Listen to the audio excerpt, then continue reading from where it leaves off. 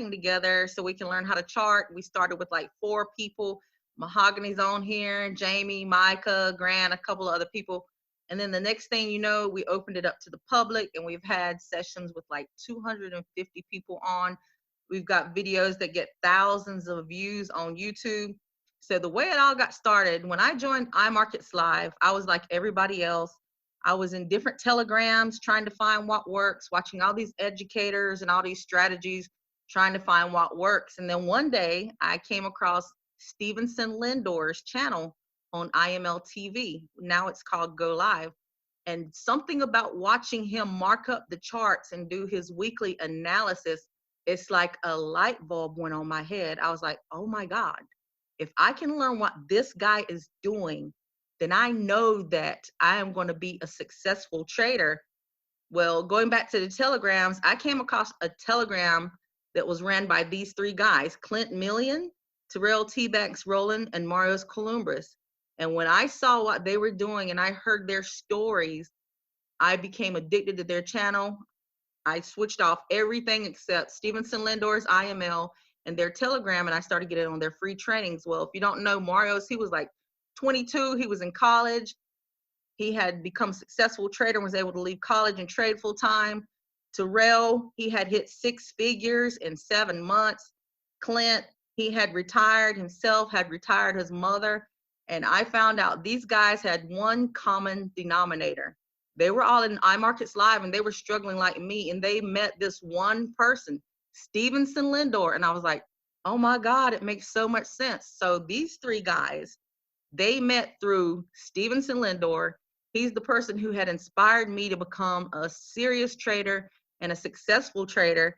So to celebrate the year, to celebrate the people who were the backbone of me getting started, first, as a surprise, we have Mr. Stevenson Lindor himself to say a few words about these guys. And Stevenson, I'll turn it over to you.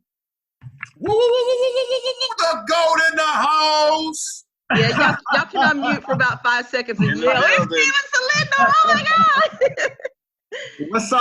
What's up, everybody? Thank you all. Gwen, thanks for having me on this call. 1 year anniversary, man, that's huge. ForexNChill, I remember when you first started this and you told me, hey, I'm gonna do this thing every Friday night. And I just want to, not just provide education to my team, but just to the general public. And I said, all right, cool. That's fine. And it'd be a good way for you to, network, build your organization. Most importantly, get yourself out there. And now a year later, ForexNChill is like literally a thing. Like it's like a brand. You've actually turned it into a brand where people actually know you as ForexNChill, girl. Like, oh, ForexNChill, that's Gwen. That's Gwen. All your success, everything that you've done. I've watched your personal growth over the last 2 years. It's been absolutely phenomenal. I remember when I first met Terrell. I met Terrell in Tennessee, right? He was just brand new to the company. I met Clint. Clint's actually a next door neighbor of mine. He's actually out in Jersey. And then I met Marios in Las Vegas at our first, well, I should say my first convention, right? So all of them, same thing, they were like, I was doing an event, and then afterwards they all came to me individually and they're like, yo, listen, I want to take my trading skills to the next level. I want to be able to independently trade away from products, services, indicators, and everything. I want to understand the market the way you do. And most importantly, they all have a common denominator, right? We're talking about common denominators tonight. They all said, listen, I want to be the best. Literally, every single one of them. Mind you, this is before they ever even met themselves. Terrell told me that, I want to be the best. Clint told me that, I want to be the best. Mario's told me that, I want to be the best. And I said, wow. So I took them on all that same year too. They were no further than like a few weeks apart from each other, not realizing like I'm training this one. And literally, I've never had students make the transition as fast as they did. Like I'm talking about in 6 months, 6 to 8 months, they were all financially free and independent. which is unheard of in the Forex market. Like, a lot of you guys know that, trading Forex takes a while. Like, I'll be honest with you, I didn't become financially free and was able to quit my job until after like a year and a half, 2 years, right? And this is me like trying to learn the skill set Forex. So to watch actually what they were able to do, because I tell most people, hey, it's gonna take time, it's gonna take time, it's gonna take time. And what's crazy right now, what we have going on, Gwen will tell you, Mario, Terrell, what we have going on in our group. We have so many people having so much massive success in a short period of time. We're now starting to look at, the average time frame to become a successful independent trader. It will usually take you about 2-3 years, maybe 3 to 5. The way these guys move, and the way we got so many other people coming up through the ranks, Grant, Gwen's brother, Robbie, these guys are doing it all in under a year. So that just says a lot. And it's a testament to their work ethic, right? Their hustle, their grind, and most importantly, their commitment to a skill set, to a lifestyle. It's not just learning trading. Understand something. All you guys who are tuning in every single Friday, right? You plug into Gwen's ForexNChill, you watch educator after educator come on these sessions, and they tell their story. They show you how they trade the market. I want you guys to really understand something, right? Every single one of these people who come on here and they're sharing their nuggets, their knowledge, right? As to how they become profitable in the markets, it's all because of their commitment, their stone cold hearted commitment to a lifestyle change. And if you want to become financially free and successful, and you guys want to become that trader that you all are seeking, you have to make a commitment to a lifestyle change. This is your life. This is not just learning how to like ride a bicycle here or learning some little skill set. No, this is a lifestyle change. All right. This is a whole lifestyle change. And I've watched each and every one of them change their life. Right. I watched Terrell, leave a job that, he was working at for years. He was committed. And he would tell me, and he'll tell you too, he held on to that job so long because not only for himself, but also he was taking care of family, right? He was taking care of family. And to watch him leave that nice paying job because finally he said, yo, you know what? I'm at the point where I'm making so much money trading Forex. I no longer need a 9-to-5 anymore. To watching Mario's, and it might sound bad for a lot of you guys who are in college. I'm not saying drop out of college. When I met Mario's told me, he said, hey, Steve, I'm going to learn the skill set. I'm going to become good. Even if I become good, I'm still going to continue with my education, everything like that. He dropped out of college. This guy dropped out of college.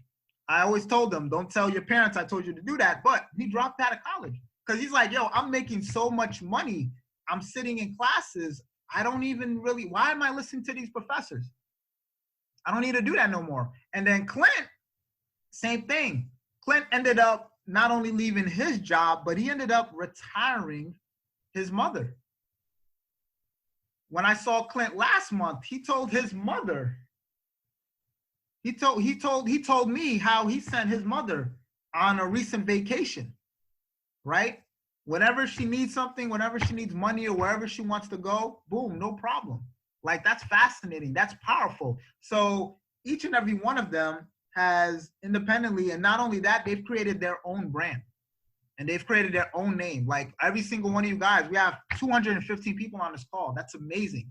Everybody knows independently Mario's who he is. He's also a Go Live educator, right? That was one of his goals. He told me, hey, Steve, I not only want to be one of the best traders ever, but I also want to be a Go Live educator in my country. He got that done. Terrell, he's done the same thing. Clint, he's done the same thing, right? So to watch these guys, and I always tell everybody, and I'm telling everybody even on this call, I always tell people, listen, my goal is not only to teach you guys how to trade and become successful and the best trader that you can possibly be, but even surpass me. I want you to be better than me. Absolutely. It's my job as a teacher. I want to see you guys grow, evolve, and become as successful as possible. My goal is never to keep you down. To this day, I still share nuggets with Gwen. I still share nuggets with Terrell. I got off a webinar with Terrell the other day. He'll tell you. And I put him onto some things that he wasn't even aware of, just to get him to that next level, because that's what it's about, right? It's all about leveling up, getting to that next level. That's what I want for everybody, right? I have new traders who just came on board on my team a few months ago, and the level of their success right now is absolutely crazy. Gwen will tell you, Terrell will tell you, a lot of people will tell you, you know, we have some newbies that are just coming on board and they're just absolutely killing it. I'm like literally watching the chat and I'm just like, wow, I don't think I've ever seen people become this successful trading this fast, ever. It's insane. So having, you know, this being the 1-year anniversary of ForexNChill, to see where it started and see where it's at right now, 222 people on this call. We appreciate every single one of you guys for being on this call. You're about to be, you know, you're about to tune into something very lovely tonight. You're about to hear from 3 wonderful, wonderful, wonderful traders.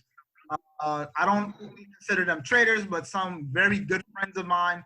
I've grown very, very close to them. They're like brothers to me. They're like family to me. And they're going to share some nuggets with you guys, all right? And I want you guys to really listen to not only the technical aspect of how they trade, but listen to their story. Listen to how they got to where they got to, right? Because I always tell people it's the journey. Always understand a person's journey, how they got there, right? If anybody who really follows me and you listen to me, I'm always talking about my journey. I'm telling you guys how I went there, how I blew accounts. If you're on this call and you're struggling with trading and you're like, oh, I don't know if this is for me, I keep blowing my account, I might be stupid, I might be this, you're not alone, right? I've been there, I've done that, right? I don't get 220 plus people on this call. I'm pretty sure none of you guys have blown more accounts than I have. None of you guys have lost the amount of money that I have, but it was all worth it.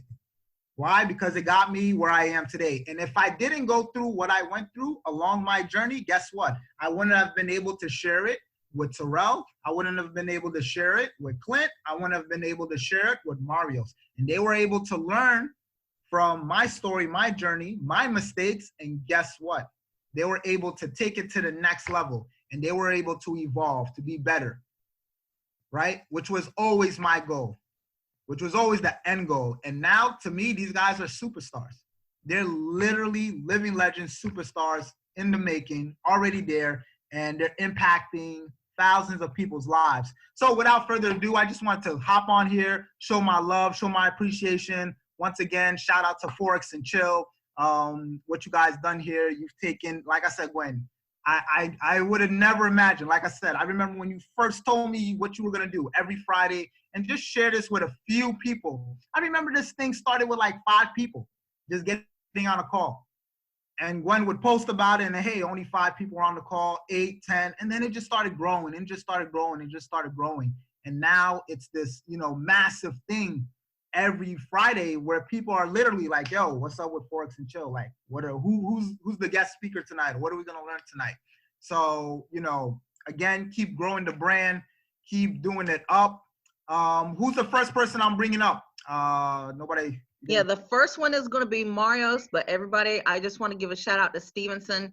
When I was frustrated and felt lost, I was out in Afghanistan, just wanting to learn to trade and come home. He's the first person who actually took the time to answer my messages and sit down and help me. So I owe him so, so much. But first up is Marios. You can introduce Marios. Absolutely. Awesome, awesome, awesome. So without further ado, guys, we're going to bring up the wonderful, to me, the top Greek educator, you know, from Greece. Actually, Cyprus. Where is he? Cyprus or Greece? Cyprus, man. Cyprus. There we go, right? He comes from Cyprus, Greece. This is the same guy. He goes to me and Terrell and goes, hey, let's celebrate in Santorini and spend like $40,000 in 1 week. And me and Terrell were like, we'll definitely pass on that. Spend my birthday somewhere else. But without further ado, man, my guy, Marios, welcome on board. Drop some emojis, drop some fires, drop some ones in the chats, guys. Welcome, welcome, welcome, welcome. Definitely take over, brother. I pass it over to you. knock it out the park. Perfect. So thank you, bro, for your good words.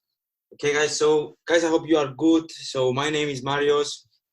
I'm from Cyprus. Cyprus is an island near Greece.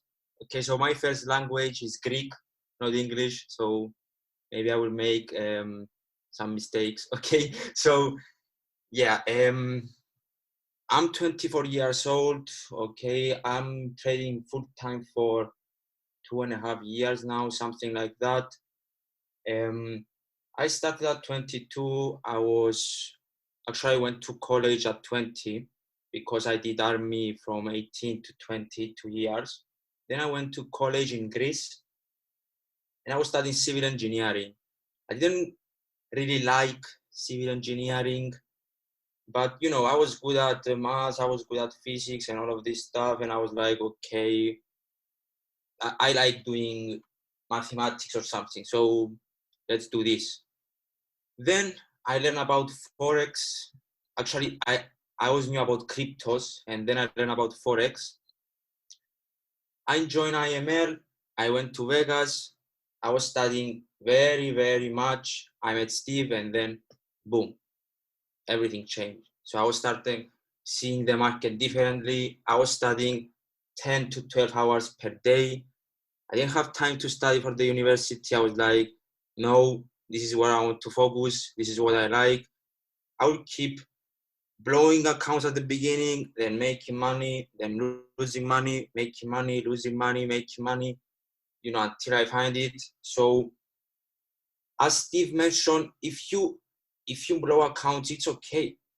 Like, it's okay to blow accounts. It's normal. So if someone tells you that, oh, I didn't never blow an account, or I'm making profits for, you know, the first month without knowledge and all of this stuff, this is not true, guys. Okay, it's normal to over leverage. It's normal to make a mistake because this is how you're going to learn. So at the beginning, I was losing money too. I was blowing accounts, and one day I had a very, very big loss. So I was killing the market. I was making like 3K per day or something for 1-2 months. Like I was killing the market. And one day I made a mistake with my mindset, and I lost 30% of my current account that time. And that time I came back home and I was like, man, you know what you are doing, but you need to put a proper program in your trading career, because this is the only way for you to build yourself, build your account, and indeed become the best. So this is what I did, and this is where I am now. So commitment, study, okay, study as much as you can. So commitment, study as much as you can, and everything will play out. Okay, so guys, first I will show you, as Steve mentioned, I'm already a Go Live educator in Greek, and I teach in English also. So if you guys want to learn how I see the market and come and join my sessions, ask questions, I'm here to help you. Okay, so my program in Go Live, okay, in English is Sunday with weekly outlook and Wednesday with market outlook. In Greek, you will find it in Greek channel, not in English channel. It's on Tuesday and Thursday, okay, in Greek. I speak in Greek though. If you have any question in English, you know, I will answer, but the main language is Greek. The time is 3 p.m. EST on Sundays and 12 p.m. EST on Wednesday, Thursday, Wednesday, and Tuesday, okay? So 12 p.m. Eastern. Also, my Pip channel where I update people about ideas, everything, for example, GA, Euroshare, gold, okay, everything. You guys can subscribe here and see my ideas. Okay, and any question, again, I'm willing to answer. Okay, so thank you, Grant, for the channel. Okay, so guys, let's go. I will show you one setup I took and one setup I'm looking to take. Oh, I didn't share my screen. Man, I forgot. So, guys, I was showing my screen. Do you want to? Yeah, someone needs to stop sharing their screen, actually. Okay, nice. Okay. So, guys, now you can see my screen.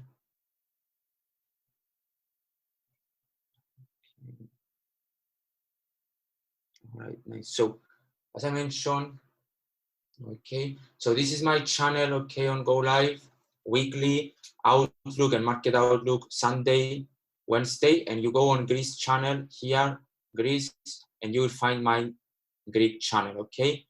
If you guys don't speak Greek and you want to join, again, you are free to join, and I will explain something in English if you have a question, okay? And Pip Talk, you go to Pip Talk, you can subscribe to my channel. I post here ideas again, okay? And you can see I put risk to reward, or it's very clear, okay? Everything is clear. So now I will show you guys one chart I took and one I'm looking to take the upcoming weeks. Okay, if you have any question, again, let me know. Okay, so before I start, let me ask you guys something. How market is moving?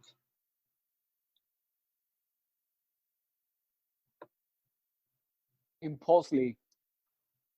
Impulse correction continuation. Impulse correction continuation. Okay, so with simple words. Okay, so I cannot, across and down. okay, so I cannot annotate. Okay, so let me open a tool that I have. You should be able to use the brush on the Yeah, brush is not brush is not clear on. Okay, let me see. Can I? No. So I will use the brush, but yeah, brush is not too clear. Right. Let me use the brush. Where is the brush now? Here. Okay, so market is moving. Impulse, correction, continuation, right? So up, down, sideways. In simple words, market is moving in two ways: impulsive, okay, and corrective. Whatever this correction is, a continuation correction or a reversal correction. Okay, correction is a correction. So whatever the impulse is up or the impulse is down, is still an impulse. So our job as traders is to identify impulse and correction. Okay, whenever you understand this, you know when to enter the market, when to exit the market, when to hold a trade, when to exit a trade. Okay, so guys, can you see my screen? Yeah, we Yes, can. sir. Yes. Okay, perfect. So keep in mind, market is moving impulsive, corrective. That's it. Okay, so now let's go and analyze the market. Okay, so as you guys already know, we are swing traders. Okay, so we see the market from bigger picture to lower picture. The reason is to understand what is going on in order for us to enter the market. Swing trading means I'm holding a trade for days, weeks, or even months. Okay, so swing trading does not mean I will make 1,000 pips. Okay, keep that in mind. Swing trading means I will hold I'm willing to hold a trade for weeks, days, months. Maybe you can make 200 pips in 2 weeks. Okay, so if you enter a trade, if you enter a trade here and in 1 day market came here and you make 1,000 pips, this is not a swing trading. This was a daily trading and you get into a crash. There's a difference. Okay, because some people think that swing trading means 1,000 pips. Okay, no. All right. So let's do the analysis. Okay, so I will start from monthly. Always we reset our chart to see what we indeed need to see. Okay, so I will draw this trend line, then I will break it down to weekly. Again, I reset my chart. I don't analyze like this is a weekly chart. This is not weekly. Okay, reset the chart, see what you indeed need to analyze.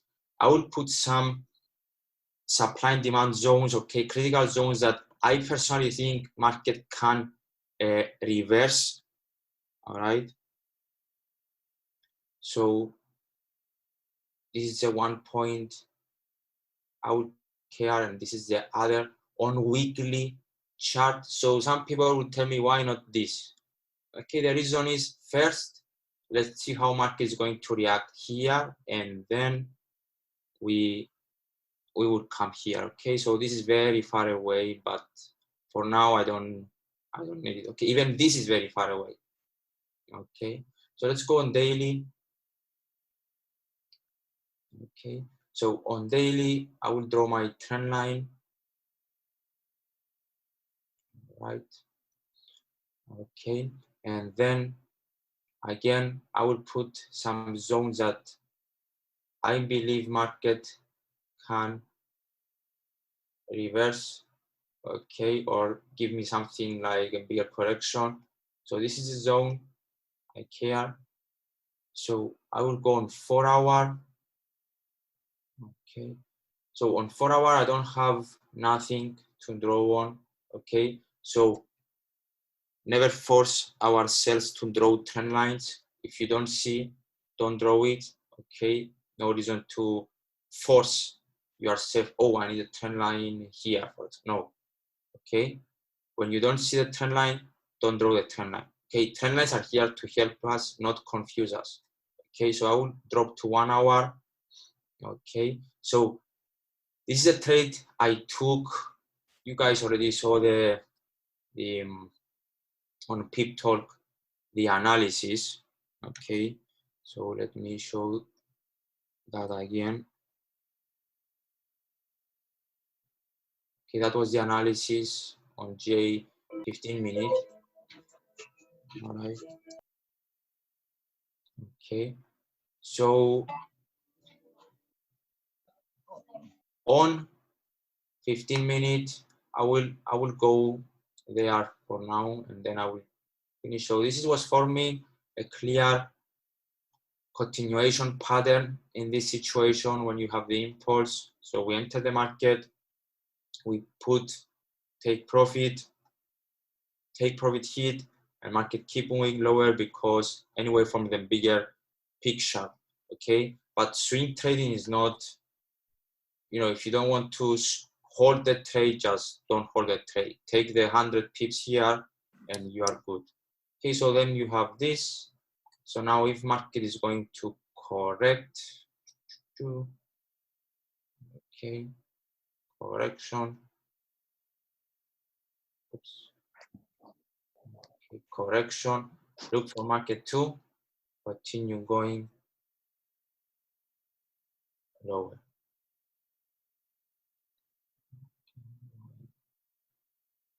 Lower. Okay, and that's it, and that's the pair I took. Okay, it was a very easy setup for me. Okay, it was setup that you don't need, you need to take it. Okay, it's very simple and easy for someone not to take it. Okay, you don't see these flags every day. Okay, you don't see this kind of stuff every day, and when you see it, take advantage of it. Okay, so yeah, now let's go and see. Do you guys have any question on GA? Let me know. So you're expecting one more pullback and a continuation to the downside? Yeah, if things are going to be good, yeah. So guys, something I didn't mention at the beginning, I study a lot of fundamentals. So yes, I will never tell you, look, this to go 1,000 pips, because I know for this to go 1,000 pips, we need to, you know, pass some fundamental test first. Okay, so it's not that simple and easy. But yeah, if things are going to be good, yes, one more leg for sure. Okay, so guys, any other question on GA? I have a question. Yes. Okay. At what point did you enter the trade, and where did you put your stop loss? Okay, this was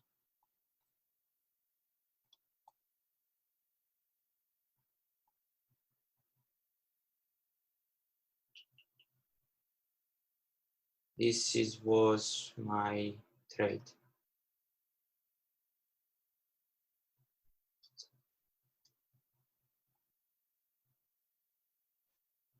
This was my trade. Okay, and my current trade is this now. All right, but this was my first trade. Okay, very simple. Zero crossover, touch of my indication, bearish flag. Very simple.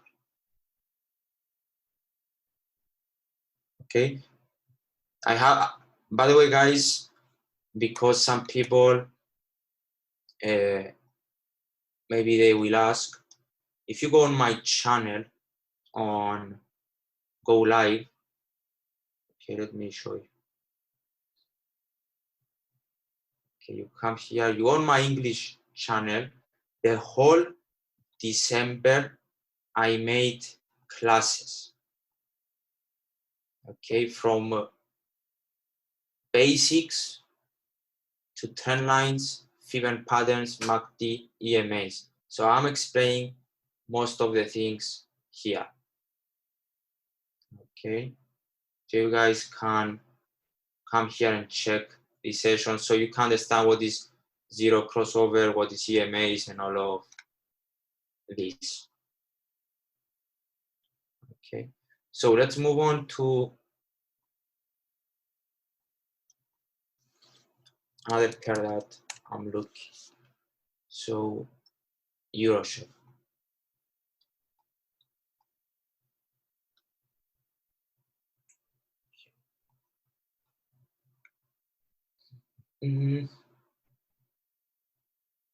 Here,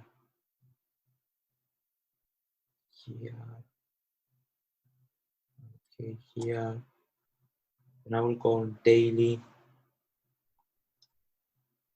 I will go a little bit back. The reason is from here to here is far, and I want to pay attention on the gap. Okay, which is near.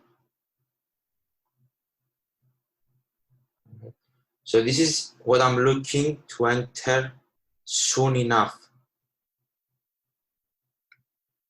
Okay. All right. So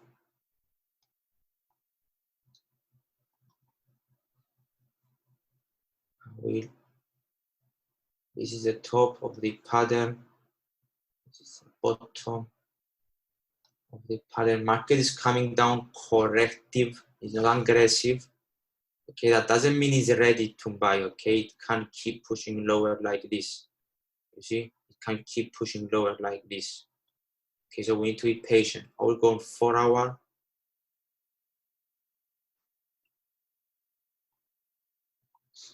Okay, so I will not draw any trend line. Some of you maybe want to, don't know, draw this or something. I would not, because I will understand where the impulse is going to come. Okay, so I will just keep my eyes on the critical levels. I will go on 1 hour. Okay, I see some reaction on bottom, so I see some reaction here.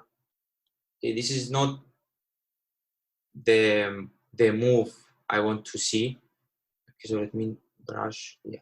So now I'm thinking two things. One thing, the A, B, C, and next wave.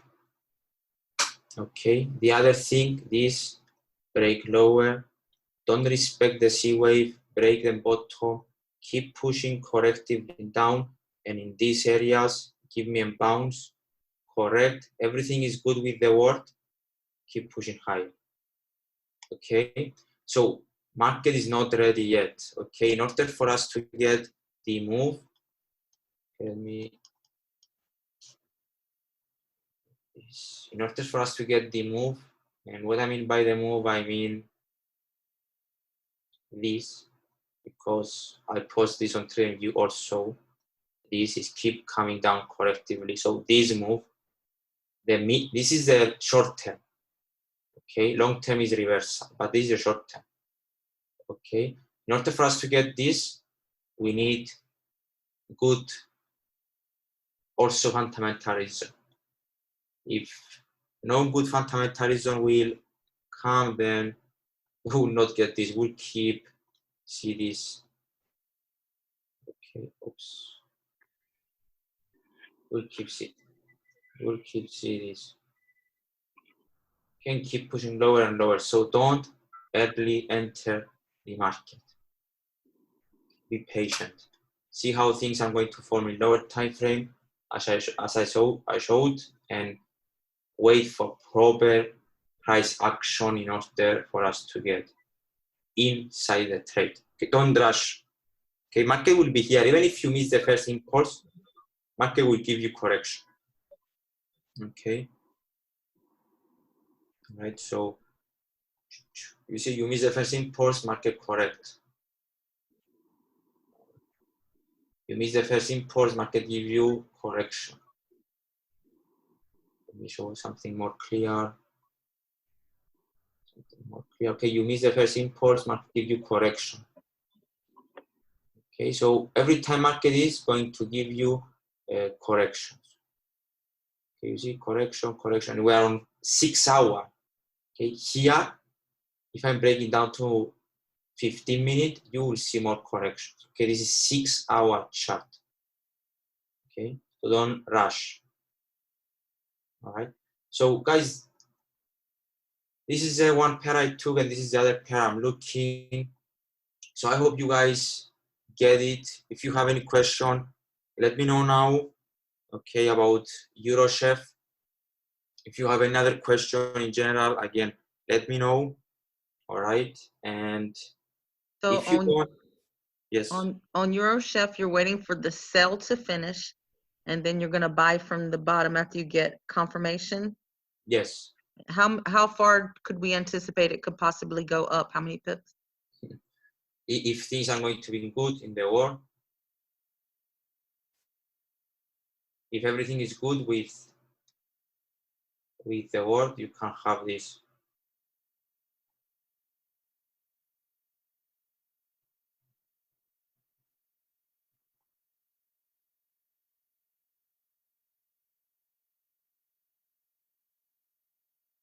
Or if things are going to turn as a correction, one more time down. Okay, but this is very far for me to know it now. So I will just trade here and react during the waves. Okay, so is that clear? Yes, sir. Gap over to the left. Over to the left, here.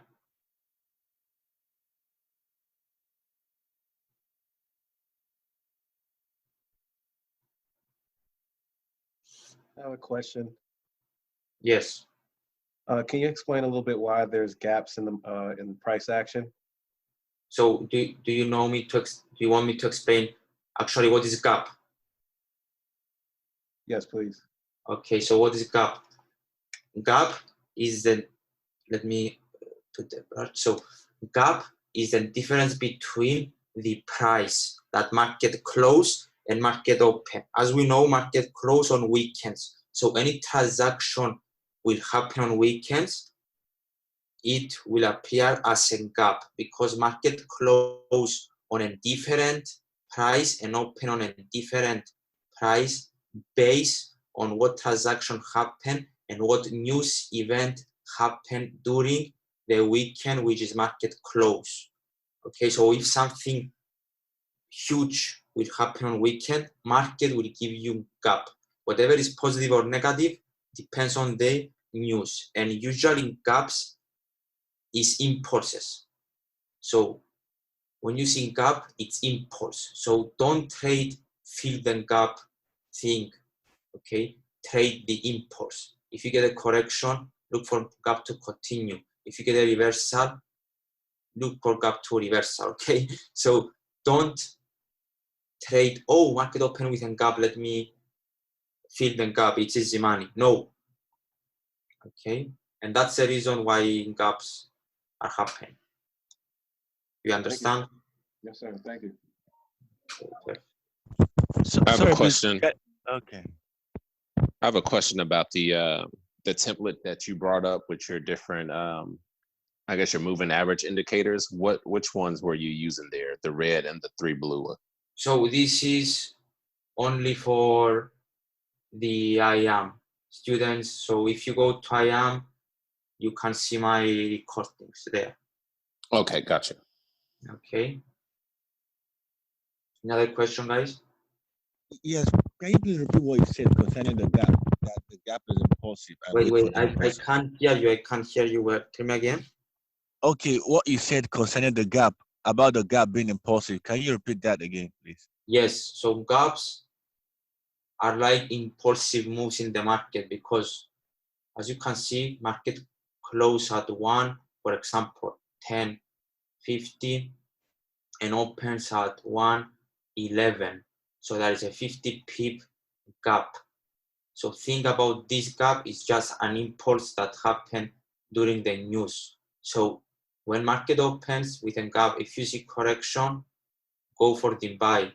This is your impulse. If you see market aggressively reversal, this was fake impulse, and go for the reverse. Okay. Okay, thank you. All right, so any other question, guys? Something? So basically, you're telling them that the market closed Friday, something happened over the weekend, and when the market opened back up, there was no way for the chart to be painted over the weekend, so it shows that gap in price. Yes. Thank you. Okay, because of the transaction that made during the week. So these transactions, they can't be retail traders because the market is closed. Is that correct? Yes. So it must be banks, institutions, hedge funds, people that have power. Gaps also happen all during the week as well. What? Gaps also happen?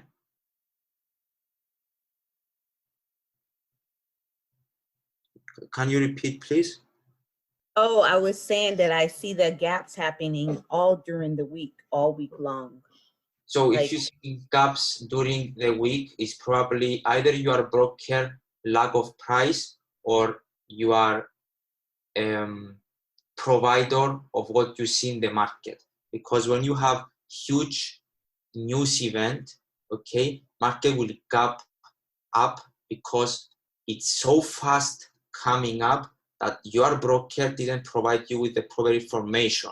So in that situation, your stop loss or take profit are invalid, even if you have them. Because market is like disappearing from here and appearing here. So any stop losses, take profits are not here.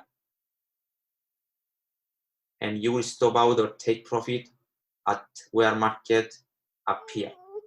Thank you for the clarification on the stop loss and the take profit, because a lot of people that recently happened to them where the one girl had a $19 stop loss and they took $70-something of hers. Okay, that is not only Hugo's way, that it's every broker when you are over leverage actually. Okay, guys, be careful on news. Okay, you make your own research on brokers. Okay, just go with a broker, use 2 different brokers at least, which is good for you. Okay, guys, when using gaps during normal days, it's just, you know, problem with your provider. Okay. All right, and I don't call these gaps. Okay, this is lags actually. Okay? It's not a gap, just lagging your broker is lagging. Okay, so guys, any other question? Yes, Marios, can you hear me? Yes. You said something about the stop loss and the take profit. Could you repeat that part about the gaps? Yes. Okay, thank you. So listen, guys, you have, I will make it very simple. Okay, 1, 10, 50 buy. Okay, and news are coming. You are buying, so you have a stop loss at 1, 10, I don't know, 20. Okay, 30 pip stop loss. Okay, 30 pip. Okay, and news are negative for this currency, and market, boom, came down. Okay, if the market is very, very sharp, which is, you don't see this every day, but you can see this during news events. Okay, your stop loss is invalid. So if market is sharp by 60 pips, you will take 30 pips more than your stop. So if you're risking 1% on 30 pips, you will risk 2%. You will lose 2%. If you're over leveraging and risking 10%, you will risk 20%. Okay, so always be careful on news. The same thing that will happen with stop loss will happen with your take profit also. So don't worry. They don't try to steal your money. If you have a take profit, the same thing will happen. Okay. A quick question in regards to the stop loss part. I speak more. Yes. Tell me. No, it's to be really quick. The trailing stop, I notice when you have a trailing stop, it does not be affected as much as a stop loss. Have you noticed that? I don't use trailing stop loss. So I can't help you with that. Okay, most probably I will hit break even. Okay, I'm just putting my trades break even and watch price action. Okay, I have a quick question, kind of along the lines of what she just asked. So when you have your stop loss, you make your initial order and you have your set stop loss, and it's coming close to either your take profit, specifically your take profit, and you're seeing that maybe on market structure that it could go further. Is that when you adjust your stop loss, or do you wait for it to cross? How does that work? With me? Yes, sir. So I don't use take profit. Okay, so I will use alerts. So as you can see, let me show you. Okay, so let me remove everything. Okay, so as you can see, I use alerts. Alerts are my take profit and stop losses when I enter the market. Okay, now I'm not in the market, but alerts will notify me if market is doing something Okay, so I will trade based on my alerts. Okay, if market is very sharp, alerts can trigger lower. Okay, so I will use stop loss, but with take profit, I know that I have so many alerts, okay, everywhere, that market cannot escape from me. So if market will come sharply up and I'm in for a buy, my phone will go crazy. They will send me text message. My Apple Watch will send me notifications. I will open my MT4. Okay, I will secure some money, move my stop loss up, and let the market play out.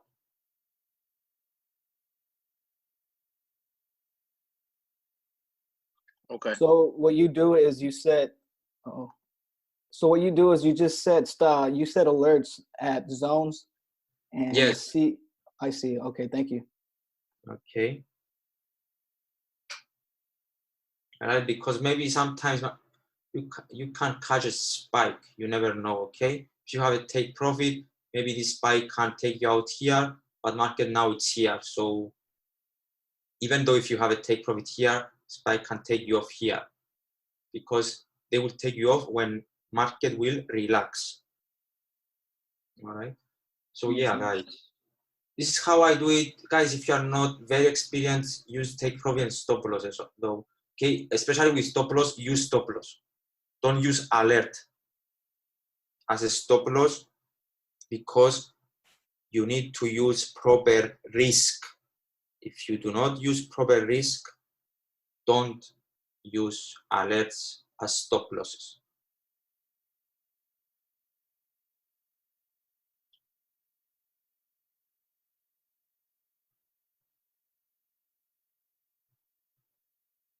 Okay. All right, so guys, any other question? If no, I will pass it to my friend Terrell. Okay, he's a very good investor. He's a very good friend of mine.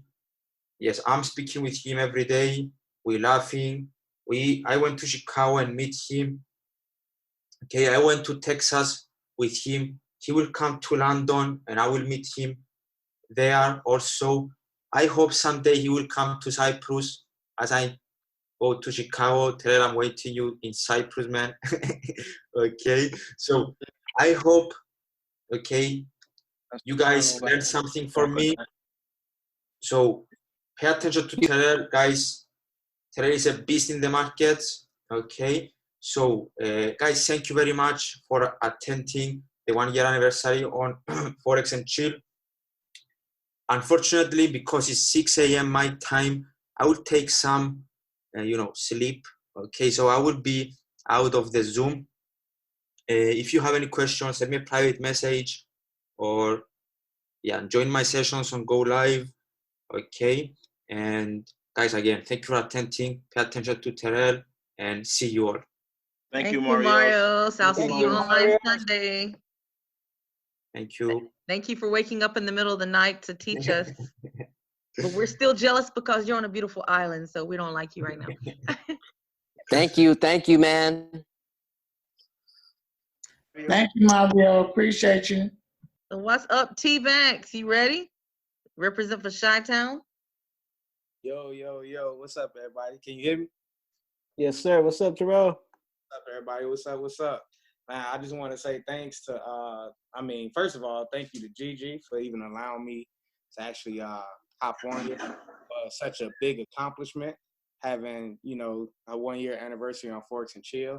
Honestly, I remember meeting Gigi for the first time, and man, just to see, like Lindor was just saying, just to see this thing, like, man, blossom so fast, so big like that, to know where she came from when she first started, just eager to learn, you know what I'm saying? One thing you ain't got to worry about with Gigi, if she want to know something, guess what? She's going to ask. I tell people all the time, if you want to be successful in life, if you want to get somewhere in life, you got to ask. Asking is a big thing. So, again, congratulations, Gigi, to my mentor, man, my big brother, Stevenson. Man, he changed my life. So I don't have enough words to actually, he didn't just change my life, man. He changed the face of Chicago, because honestly, like, the people, and some of them are actually on here as well, based off of the knowledge he gave me, we're able to do some tremendous things in Chicago, not just Chicago, the Market Hunters organization as a whole, just around the world, period. You know what I'm saying? And Mario's, like he said, we talk every day, man. That's like my little brother. Anytime he come to America, he know he gotta come wherever I'm at. You know what I'm saying? So I don't know if he's still on here, but man, I appreciate you, bro. Cause like honestly, like you and Clint, man, y'all are the two people that really you all drive me every day. So I got to get better. You know what I'm saying? I could never stay stagnant. So I always got to get better. So anyways, with that being said, so I appreciate that with you all. With that being said, I definitely will be coming to Cyprus real soon. But what's up, everybody? This me, this Terrell, aka T Banks. My story, if you all do not know, if you all haven't heard me speak before, I'll definitely introduce myself. Again, 29 years old. I got introduced to the Forex industry about 2 years ago. Actually 2 years ago this month. When I saw this, I had no idea what Forex was. Didn't even know it was possible to make money from your cell phone. Going through some hard times, some battles, some money issues. I was in a previous company before I actually got introduced to Forex as well. That wasn't going as good as I would have had planned. So, you know me, I'm an entrepreneur by spirit. At the time, growing up, it was one point in time in my life where I didn't know entrepreneurship was legal. I didn't understand that was a legal thing, right?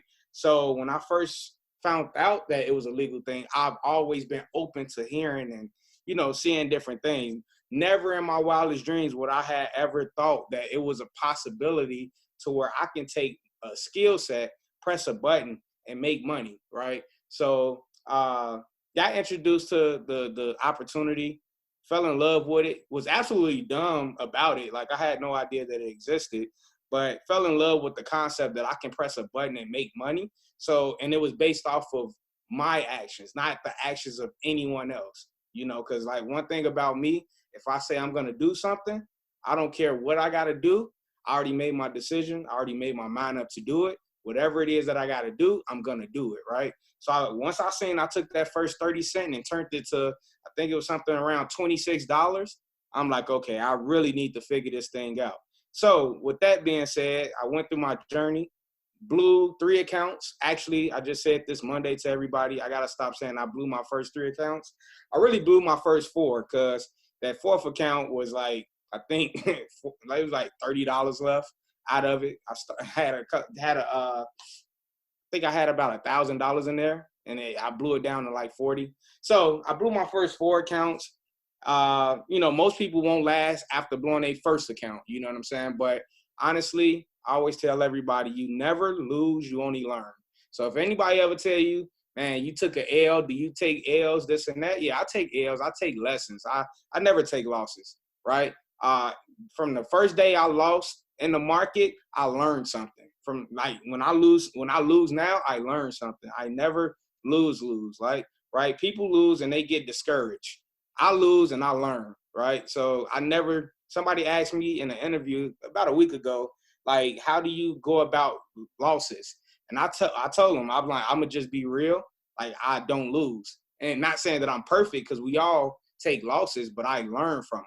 That's the biggest difference, right? I can never get discouraged because I'm always learning. Life is a lesson. Life is a learning lesson in itself, right? So with that being said, I took those losses, found my mentor, man, and he changed my life. Got connected once he taught me all the ins and outs. Got connected with some great peers.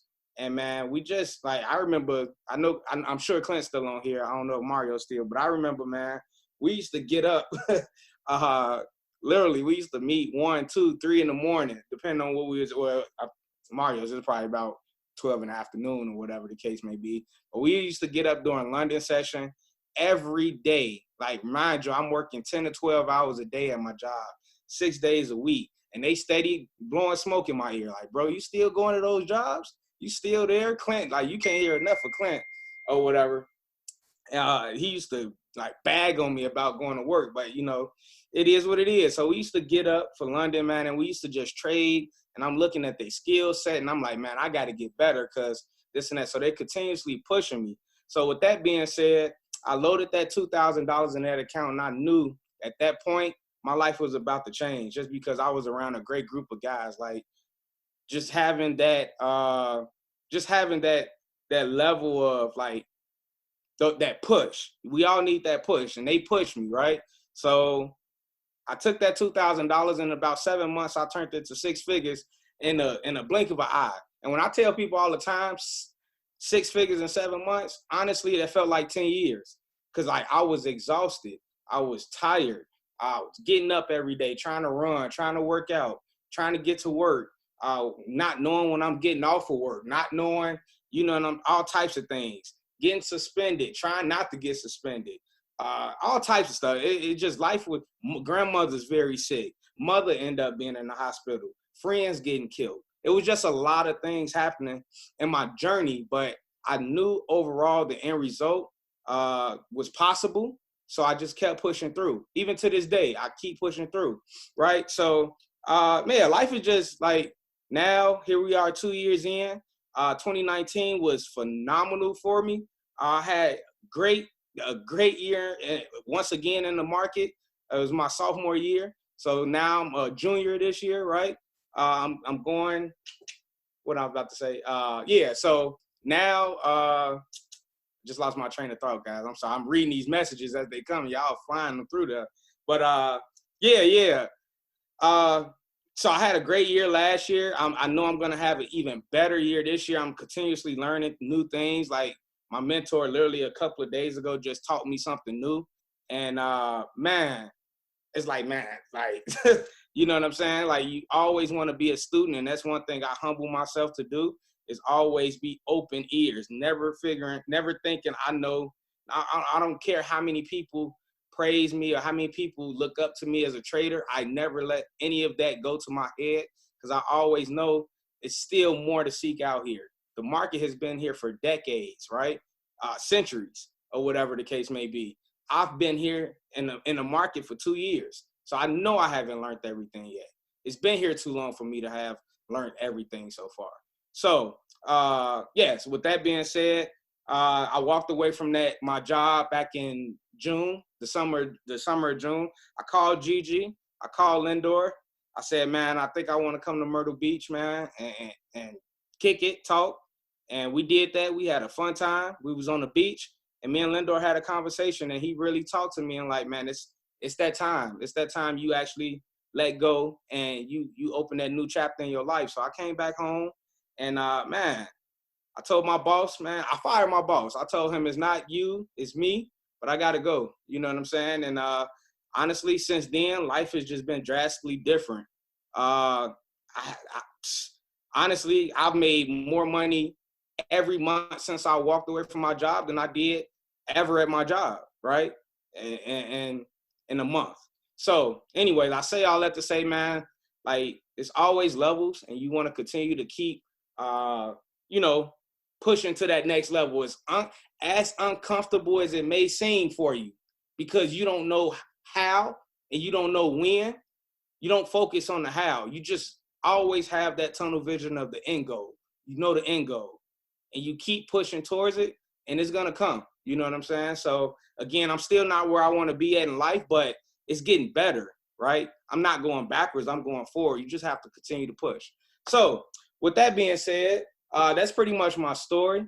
Probably wasn't as interesting for you all as it was to me. So I just figured I'd bother you all with it again. So, no, I'm just playing. But, yeah, I don't know, Gigi, did you have any questions first before we kind of got into everything? Or should I just go straight in? I think you just answered everybody's questions. Oh, okay, cool. Hey, Grant, I know you're here, bro. If you can, Gigi as well. If you can, if anybody is typing questions, because you all know how I am when it comes to the chat, just let me know, and I'll definitely, stop and pause and make sure that those questions get answered. So I'm gonna go ahead and share my screen now. 1 second. And again, I'm gonna pretty much do exactly what Mario's did for you all. I'm gonna show you a pair that we actually took this week, and I'm gonna also show you a pair that I'm looking for in the near future, possibly even as early as next week, right? So one of the pairs that I actually took, I actually called out on my Telegram channel for you all, was UCAD. I actually traded 4 pairs this week, and UCAD was one of them. So everybody, matter of fact, before I even move, let's go to the channel real quick to make sure. If you all are not in the channel thus far, I'll drop it in the group real quick, and I'll actually scroll to that actual call I called right here. Great morning, blah, blah. Sorry about that, y'all. Just click it. Okay, cool. So right here, this was the 6th. So this was Monday. So let me pull the chat back up. I'm about to drop my Telegram channel just in case you all are not in it. Definitely feel free to add yourself to it if you're not already in it. You don't have to. Again, free concept. Also, I have my YouTube channel information on there as well. Go subscribe to that. And if you are subscribed to my YouTube channel and you haven't seen any new videos, don't beat me up. I promise you, as of right now, I'm literally loading some nice content on there for you all, because I know it's been a very busy fourth quarter for me. So I wasn't doing that, but I have a lot of things saved for you all, so I will be putting a lot of content on there. But with that being said, as you all can see, one of the things that I did is I called, I took UCAD this week, and I'll break that down to you to a T on why I decided to take UCAD and why we was profitable in that call. So I'm gonna actually delete this week's candle, meaning this last 5 days, I'm gonna delete that candle because I want you all to know how I literally seen it coming into the week. Is that cool? Yes, sir. Yes, sir. Cool. All right, cool. So I'm gonna kind of start off with like what Mario's did. When it's all said and done, the market moves, we all know, impulse, flag, continuation, right? So with it moving, impulse, flag, continuation, like that's all I see. Honestly, I'm gonna just be real. Every time I'm on a chart, every time I'm on a pair, all I see is impulse, flag, continuation. I've trained my eyes to a T to where that's only thing that resonates with me in the market. But that's all I need. This simple move right here is all you need to really get you to where you need to be. So, of course, like Mario said, we always start at the monthly. Now, I do a little differently than Mario's. I don't look for a trend in the monthly. I just personally box price in. The reason why I box price in is because ultimately our trend lines is there to box price in, right? That's what we're doing. Like he said earlier, the trend lines are here to help us, not confuse us. So I figure since by the end of the day, because I want to box price in, I might as well start boxing price in from the get-go. Like I don't want to draw a trend on the monthly because I don't care about what happened back in 2011. All right. So this is current price. Remember, I'm at the point where we're not into this week yet. I'm still in last week. I just deleted this week of what happened. So I box price in at the current low. This is current price. So I look at the current lower price right here. This is the current high price, right? Would you have been wrong if you did this as the current high? Of course not. But honestly, because these two levels are so close right here, I just decided to just go to this one. So you would not be wrong if you came here either, right? So, but that's what I'll do. I just keep it like that. Now, as I drop down time frames, I just start looking for the trends. Now, like Mario showed you all, so I dropped down to my weekly time frame. Now, can anybody tell me what type of trend am I looking at on my weekly right here? You're looking at an uptrend. An uptrend, right? So I saw this uptrend, right? So actually, Gigi, Jamie, Grant, a bunch of us was actually on the call when I marked this up and we saw that. And then on that call, I looked at it like, oh man, this really looked like a good, clean setup. So how does the market move? Can somebody say that real quick to me? Impulse, flag, continuation. Right, exactly. So in this uptrend, if I'm going in the uptrend, guess what? My flag is going in the what? Downtrend. Downtrend. Right, my flag, because a flag is nothing but a pullback, right? So it's pulling back. So if the trend is going up, the pullback is coming what? Down, right? So just look at it. Impulse, that's a flag. That's a continuation. Flag, continuation, flag, right? So, of course, I don't look at it completely like that, but I do understand this is a weekly flag when it's all said and done. Like price came down here at this area. So now with me understanding that, at that point, in the back of my head, based off of my weekly, at this point, I have not dropped down to a different time frame. At this point, I'm like, okay, I'm literally at this trend line, right? I'm at the line on this trend. So just like price came and popped here, it popped here again on this same trend line, I could possibly be expecting this. So in the back of my head, I'm thinking buy. Doesn't guarantee that means I'm going to get a buy. I need to see what, number one, price action and market structure is telling me, right? The meat and potatoes. So I drop down to the daily. And once I drop down to the smaller time frame, once I drop down to the daily, what's my first thought when I drop down to time frames? Joanne, you here? What's my first thought? It needs a correction. Looks like an ascending channel. Nope. So my first thought, every time I go down time frames, this is my first thought, right? I want you all to take notes. Write it down if you got a pen. What trend am I in? Every time frame has its different story. So we just said on my weekly, I had a what? An uptrend, correct? Now I dropped down to my daily. What's my first thought? Downtrend. There you go. I got a downtrend. Now remember, these trend lines are here to help you track price. Think of you in a small room and the walls are closing in on you, right?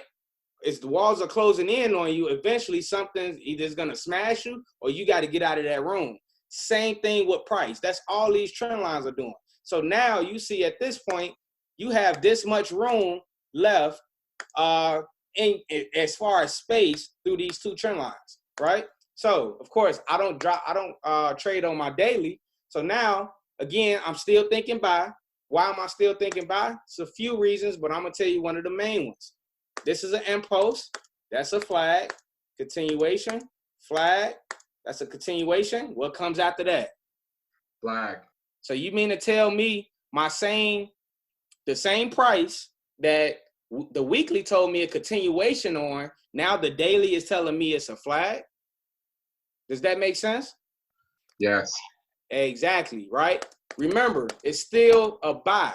So again, like I always tell people, these 3 time frames tells me whether I'm looking for a buy or a sell. These 2 tells me when that buy and sell is ready. These tell me when to enter it. So don't want to get too deep into all of that. So I drop down. Again, now I start dropping down to the time frames that I actually trade off of. Now, this is my biggest thing that made me decide to actually enter the market when we entered in on it. So I saw this. Number one, I understand price action. So when I seen price was literally at this trend line, remember this is the weekly trend line here. When I saw it at this trend line right here, I started to see what? A consolidation, right? I started to see box priced in going pretty much side to side. Now, somebody may say, well, wouldn't that be a flag? Yes, it could be. You don't know, like, it very well could be a flag for what? A continuation down. But one thing that I do understand is that I'm in a critical area. Why am I in a critical area? Number one, we just alluded that price was at this weekly trend line, right, of this uptrend. So, number two, another reason why I'm at that critical area, if I look left, let me show you all this, right? I look left, guess what happened every time price came in this area? Price came in that area, shot up, came in that area, shot up, came in that area, shot up. Guess where it's at? In that area. That's a good sign that price is going to do what? Shoot up. Anything got the structure of confirmations. I want to stack as many confirmations as possible when it comes to my analysis. I don't just go off just only structure. I need price action. I need to see different things in the market to show me that that buy is a valid buy, right? So I'm thinking buy all the way down to the 4 hour. Now the question is, well, when do I enter, right? When do I enter? That's what everybody always want to know. When do I enter? So let's take it to the Telegram really, really quick, right? So I told everybody, well, buy, no, not that one. Go here. Really great buy opportunity setting up. I put it jail alert. Jail alert means, like Mario's just, I just put a lot of alerts in the area. So when price gets to a certain area, I look at price and see how it's reacting. Doesn't necessarily mean I get in or get out or whatever the case may be. I just want to be able to look at price. So I told everybody, for my experienced traders, risky entry alert around 12961. So I'll go there in a second and show you all what happened with that, right? So it went to the alert. If you all see, that's 12964. So let's go to 12961 on the actual chart. 12961.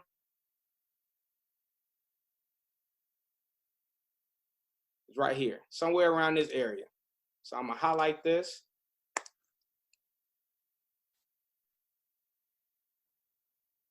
I'm gonna highlight that area, right?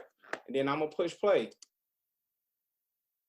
So remind you, price just hit my alert, right? Hold on, I hit pause. Why it's still moving? Pause. Okay, but point is, price came around that area. Guess what? I start seeing this reversal channel on a smaller time frame. I love the 5-minute. When price was respecting that area at the reversal, we literally got in somewhere around here at that area. So if you go to back to the channel, I told everybody I will buy UCAD now. I literally showed the picture. It's at that bottom right there, right?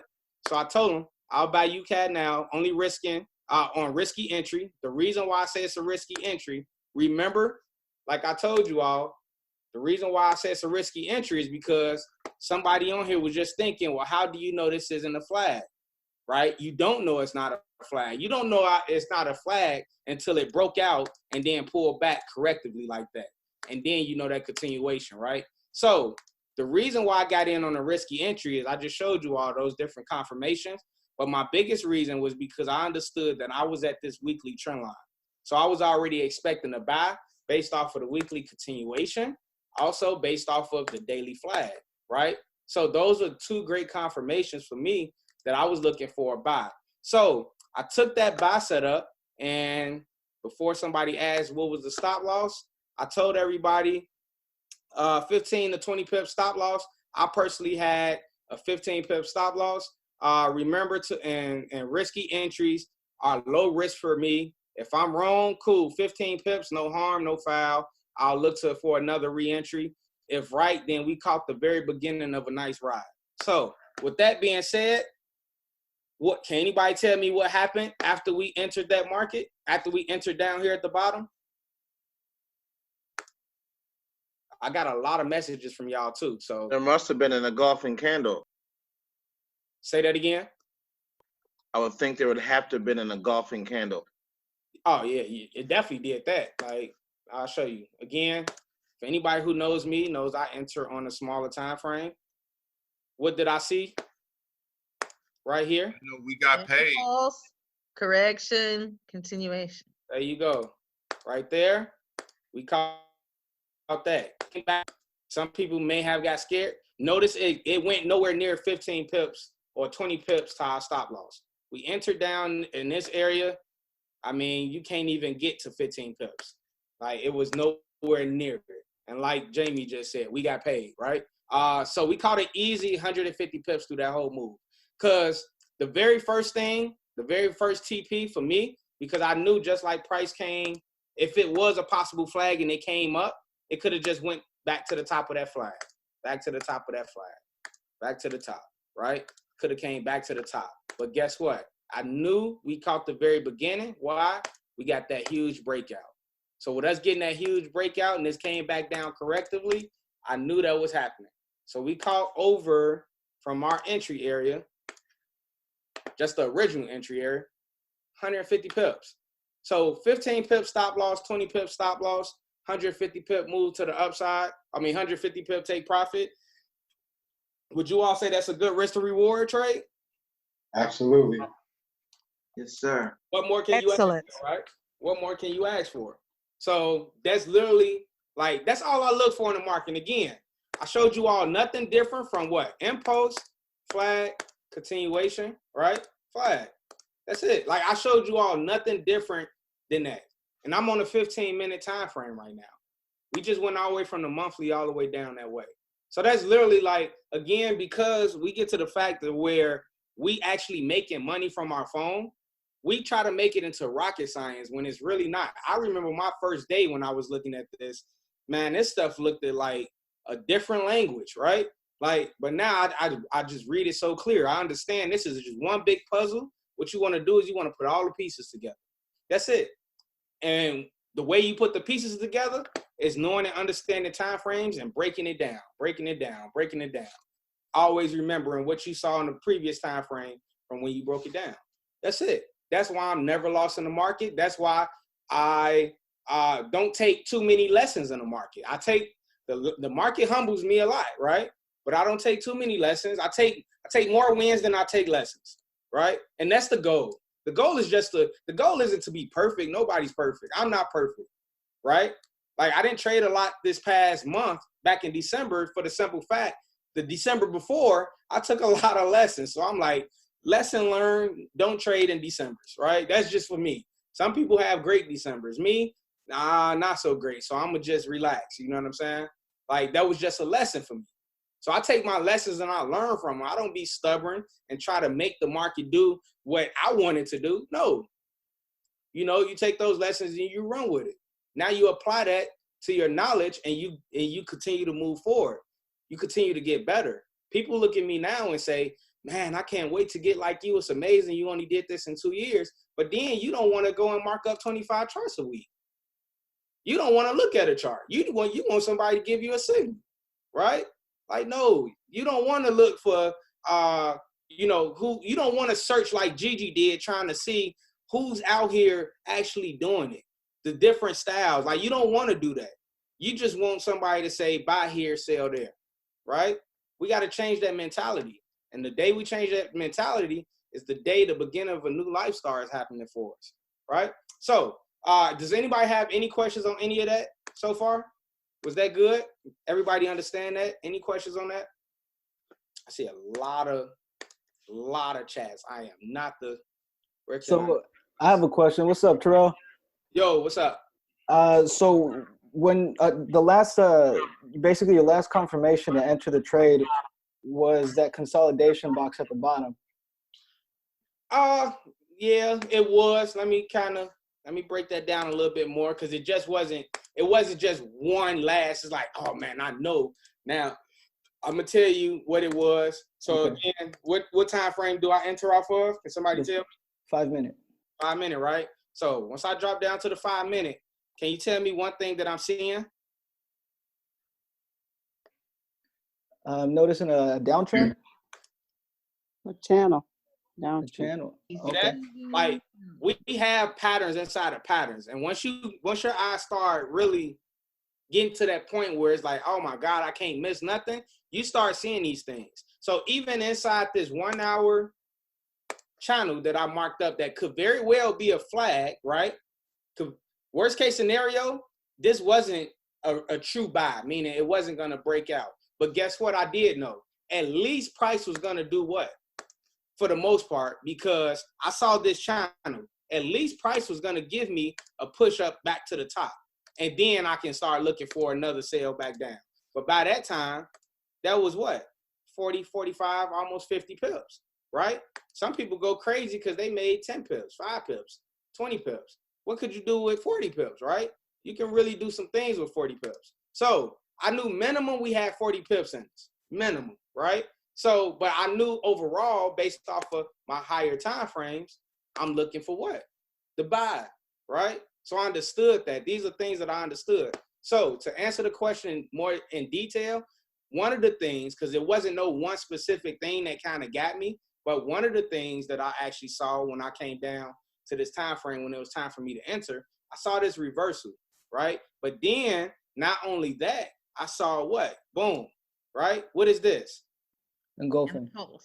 And right, both of y'all right. Engulfing or impulse, they both the same thing.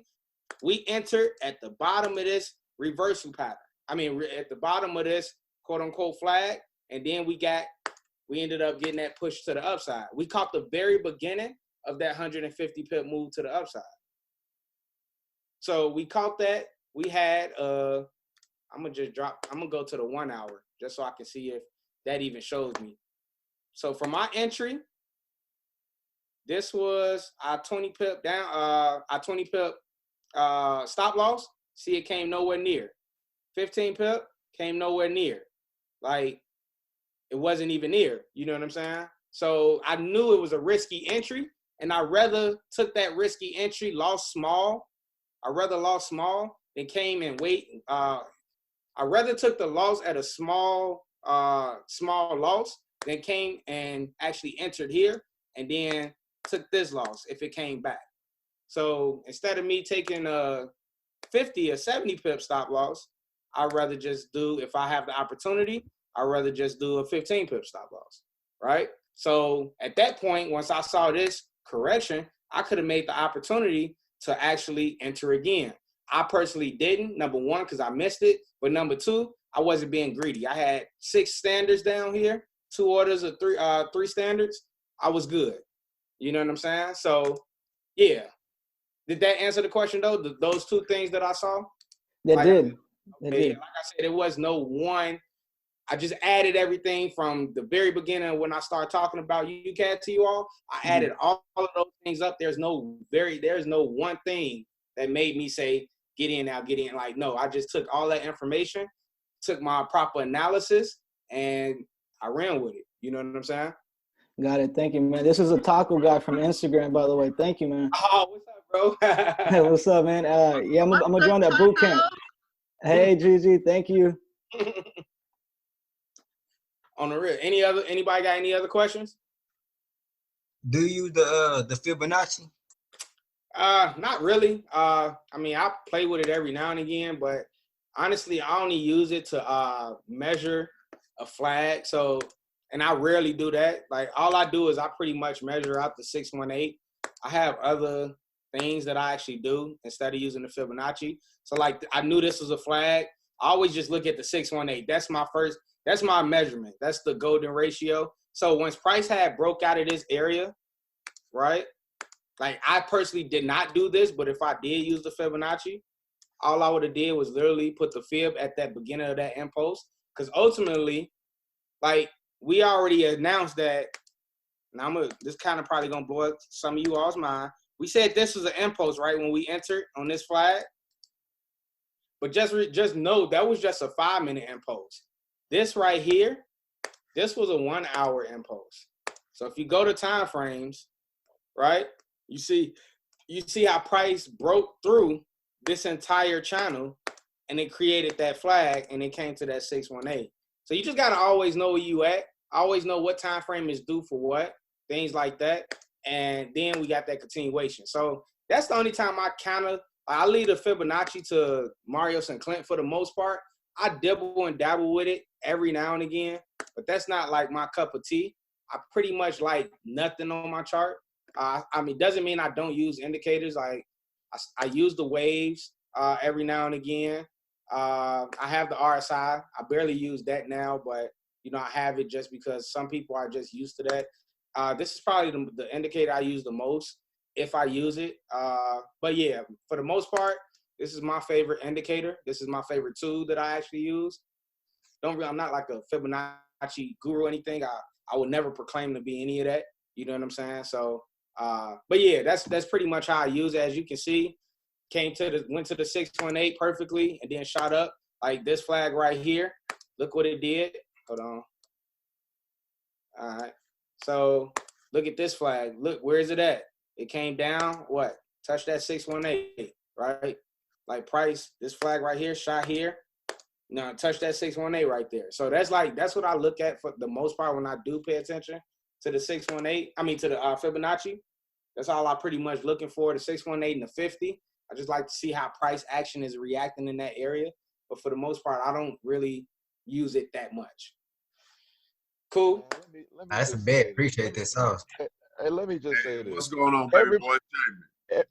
Everybody everybody on this chat that know that T Banks is the king of kings of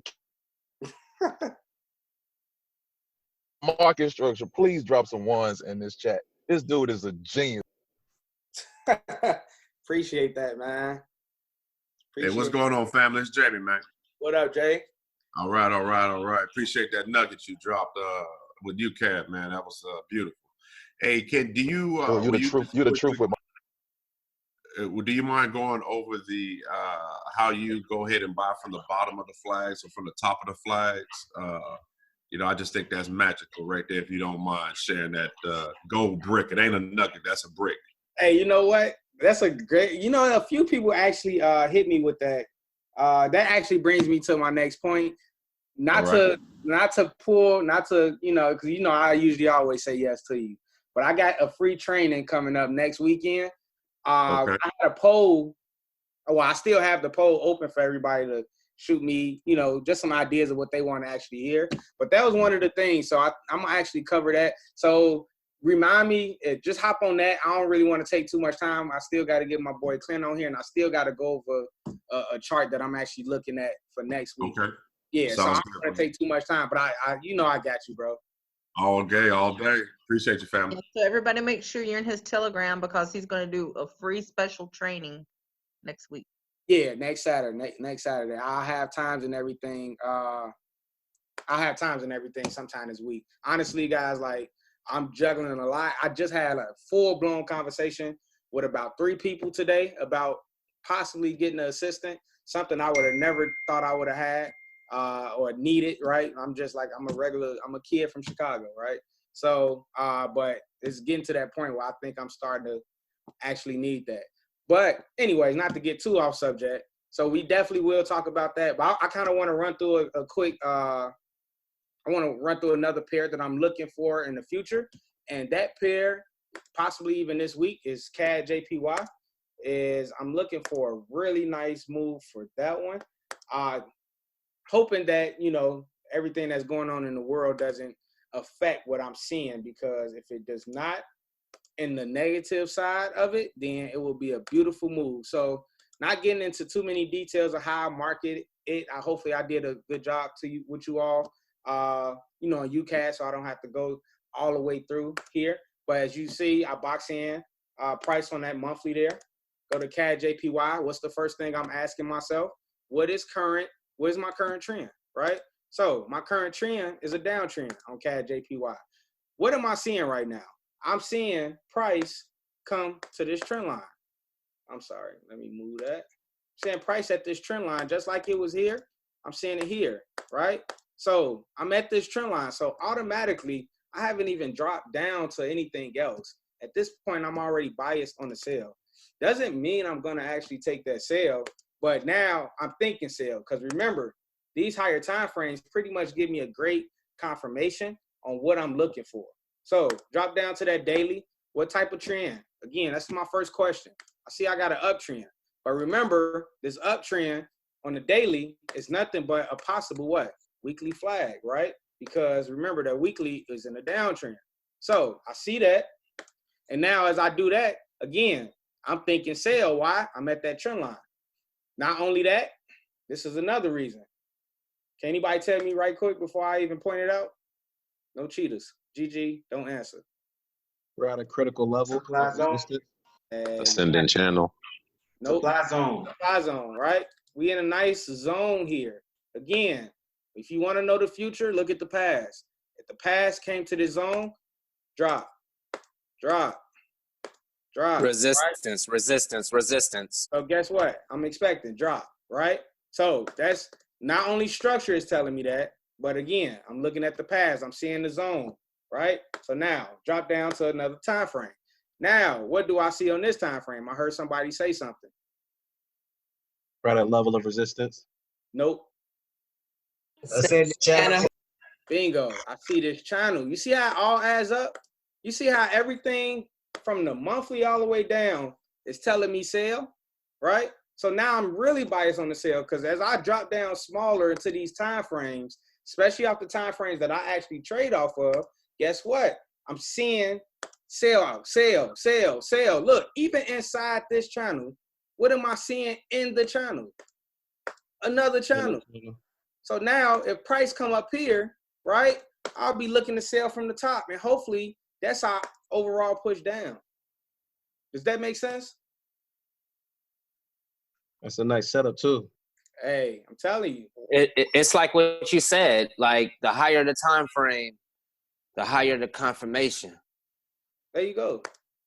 There you go. That's it, man. So that's man. Like honestly, that's how I man have been blessed to actually, you know, change my life, change my situation, help change a lot of my friends' life and situation as well. Like I have a lot of friends now, man. Like they're not at where I'm at yet, but a lot of them don't even work their jobs no more because, like, man, they see the vision. They're making nice money. They just not necessarily. It doesn't matter about the money, right? Not saying that that's not important. You don't want to just leave a job when you don't XYZ. You always want to be financial literate. That's why honestly, I made my 100,000. I made over 100,000 before I left my job. You know what I'm saying? Like, I understand, like, when you have a house, when you have bills, when you have, some of you all have families and things like that, like, you have to take these types of things in your mental before you take that leap. I understand that. But when you know something, you know something. Like, only you can stop you. Nobody else on this earth. I don't care who's president. I don't care what's going on in the world. I don't care about any of that. Only person that's stopping you today is you, right? So, like, some of my friends, man, they took this skill set. They took what we're all learning together, and they took it to the next level as well, to where now they're financially good with their families as well. So, man, you all this is something you all definitely want to, you know, continue to learn and grow from, man. Just keep pushing. It says a lot. It's Friday night.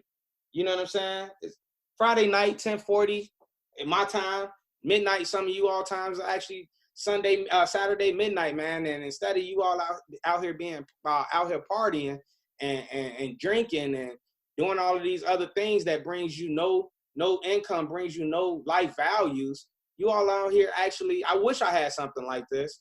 I wish I could have been doing something like this on a Friday night back when I got started. You know what I'm saying? I didn't have access to things like this.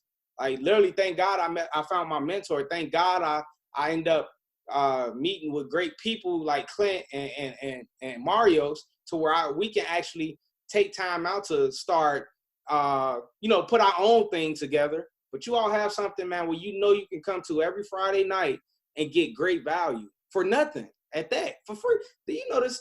Not to get too much off subject, but do you know how rare that is?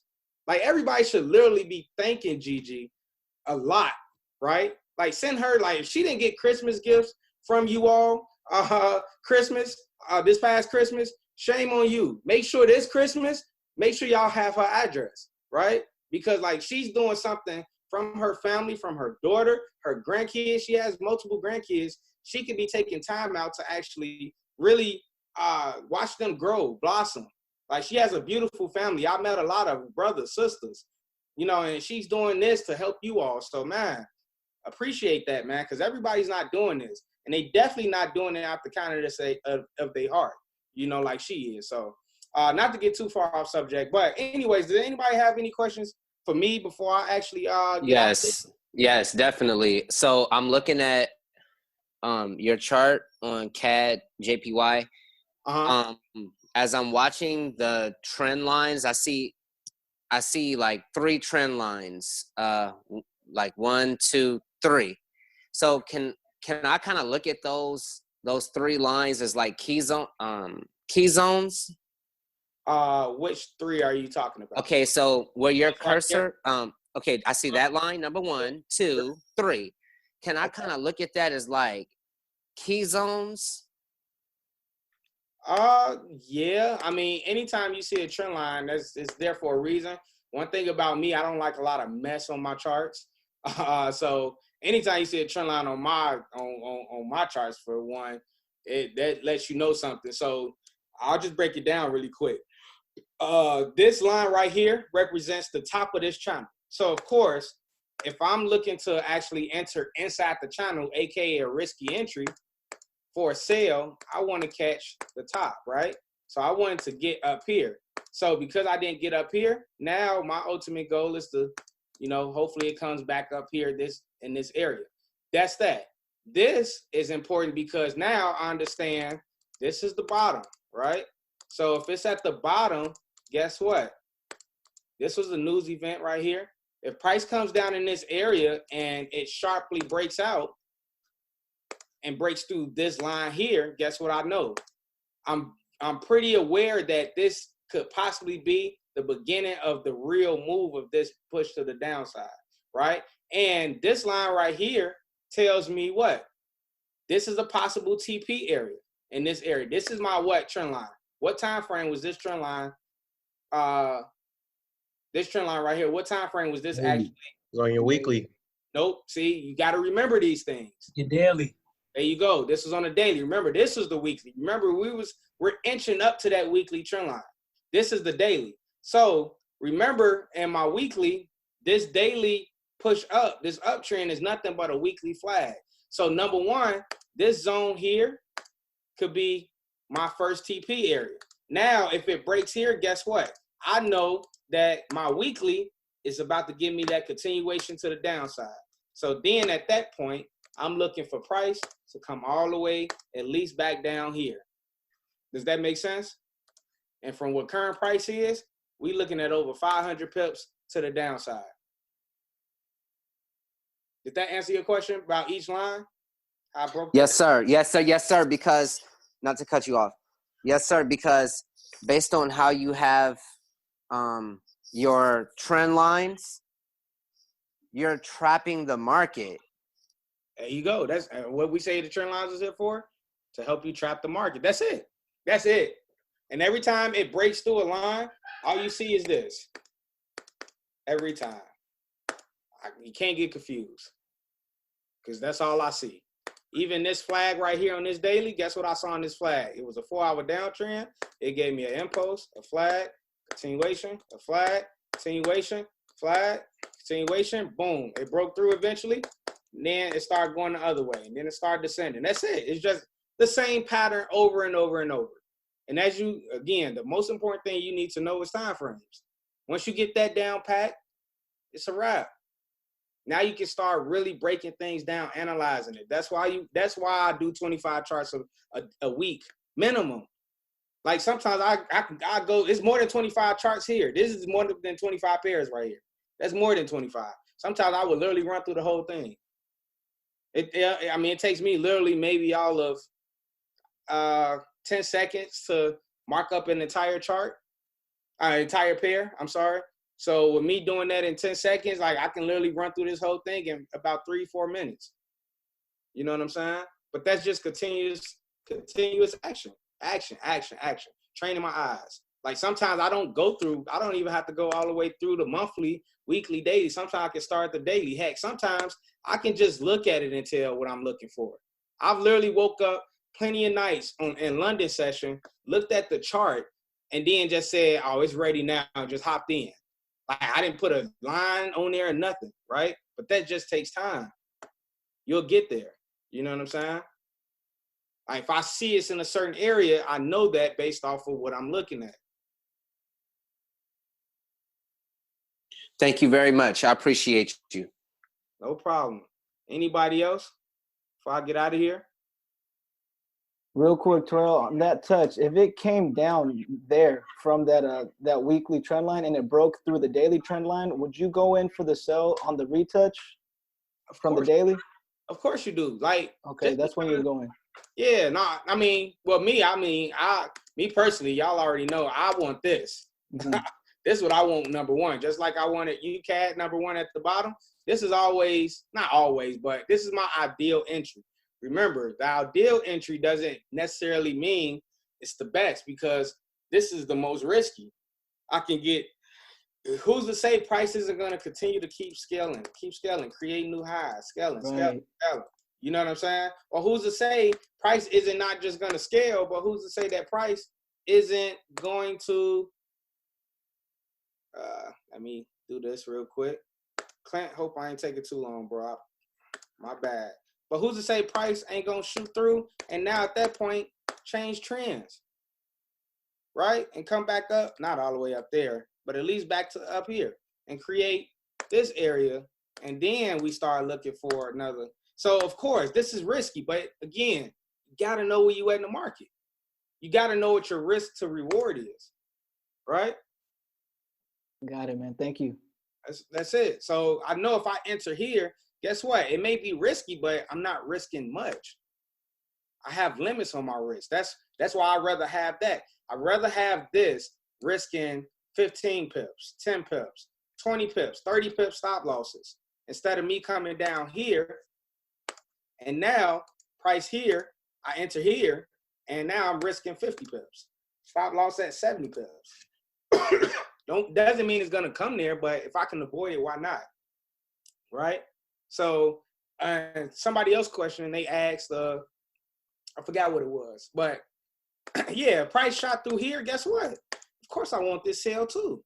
I can put multiple orders in. I just want to compound all the way through. That's it. I don't need 50 pairs. All I need is no more than max 4, 3, 4, 2. And just keep compounding, keep smacking them, right? Keep pulling partials. Doesn't take a lot to win big at this thing. I've been watching this climb for the last 2 weeks. I'm ready for it to break down. Nah, I swear. Right. I have a question. Mm-hmm. First of all, I appreciate your time and that you're giving to us tonight. I want to ask you a personal advice on someone who's been trading short term. What would be some of the things you would advise a person trying to make that transition over to long term swing trading? I don't advise anything because everybody has their own.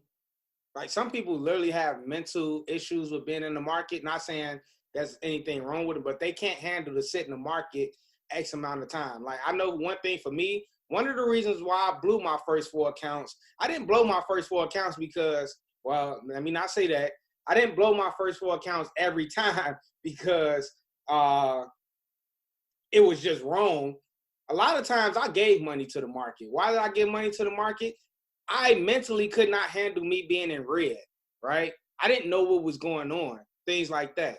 So some people legit, I don't force anybody to go from intraday trader to a swing trader or from a scalper to a intraday. Like you can't force anybody. You can only advise them. You can only teach them certain ways and, like just values that you pick up. And if it resonates with them, then, great. If not, you got to let people win at what they win at best. You can't like force people, sit in this trade. No, if you got to scalp your way all the way through, maybe you're not going to get the whole entire 500 pips. But guess what? I done scalped my way. I got 200 pips out of it. But guess what? I'm comfortable at scalping. Like that's what I get in and get out. I get my money, get in and get out. There's nothing wrong with that. I don't look down on somebody because they don't actually look at not look at the market, but they're not doing exactly what I'm doing as far as trading. They not staying in or they not whatever. Not saying that that's what you're doing. You just got to be very mindful that everybody's different. You know what I'm saying? At one point in time, like honestly, only reason why I became a quote unquote swing trader is because I wanted to be just like my mentor. You all just heard him. Like you heard him speak. Like who wouldn't want to be like that guy? I wanted to be just like him. Like in my head, he was the GOAT. I'm trying to get like you, bro. What do I have to do? Right? So like, and based off of the knowledge, I didn't just say I want to be like him. I worked like he did, right? And I started understanding the market. And with me understanding the market, it allowed me at that point to be patient because now I know what's going on.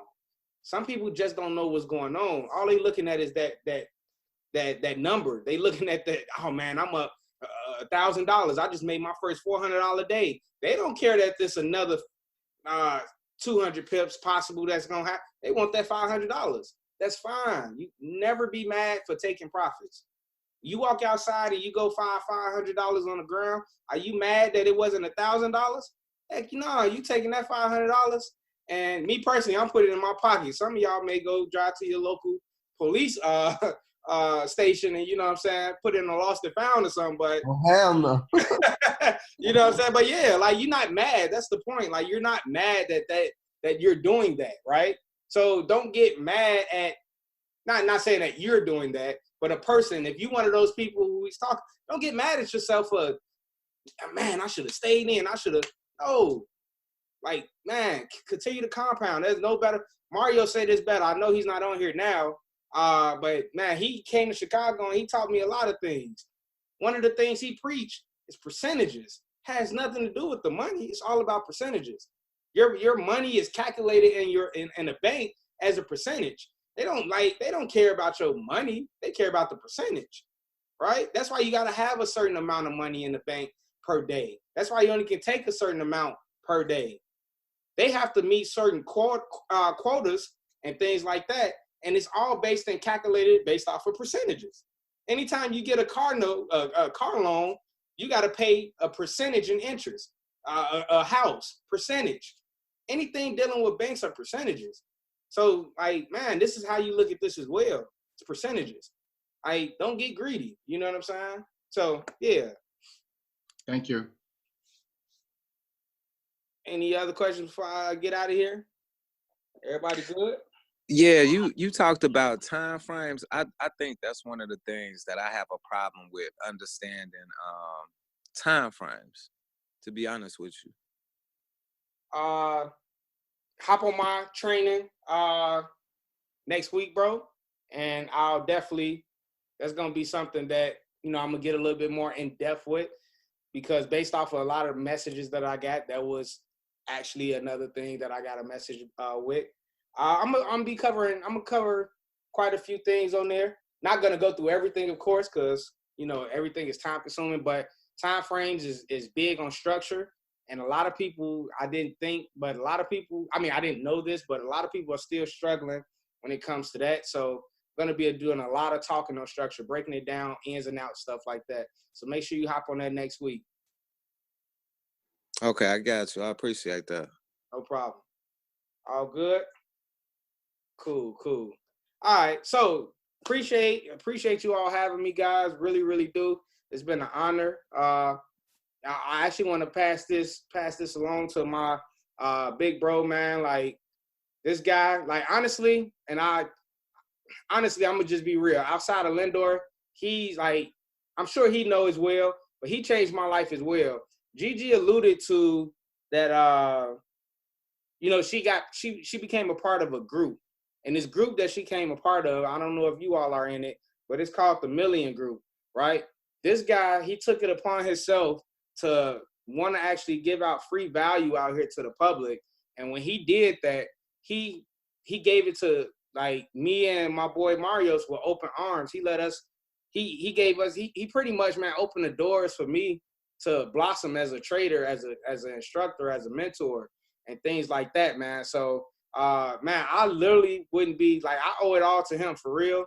Man, he's a monster in the market. He swear they got the best pizza in New York, but I'm trying to tell him it ain't got nothing on Chicago, you know. He's a Kobe fan for whatever reason. I really don't know why either. We all know LeBron better. All right, guys. I want to say special thank you to Terrell.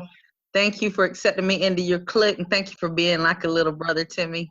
I'm not going to call you son, even though you're younger than my daughter, because I respect you as a mentor and as a friend. But before Clint comes on, I want to say something special about Clint. Less than a year ago, he asked me to help him with a group of teens that he provided mentorship for free.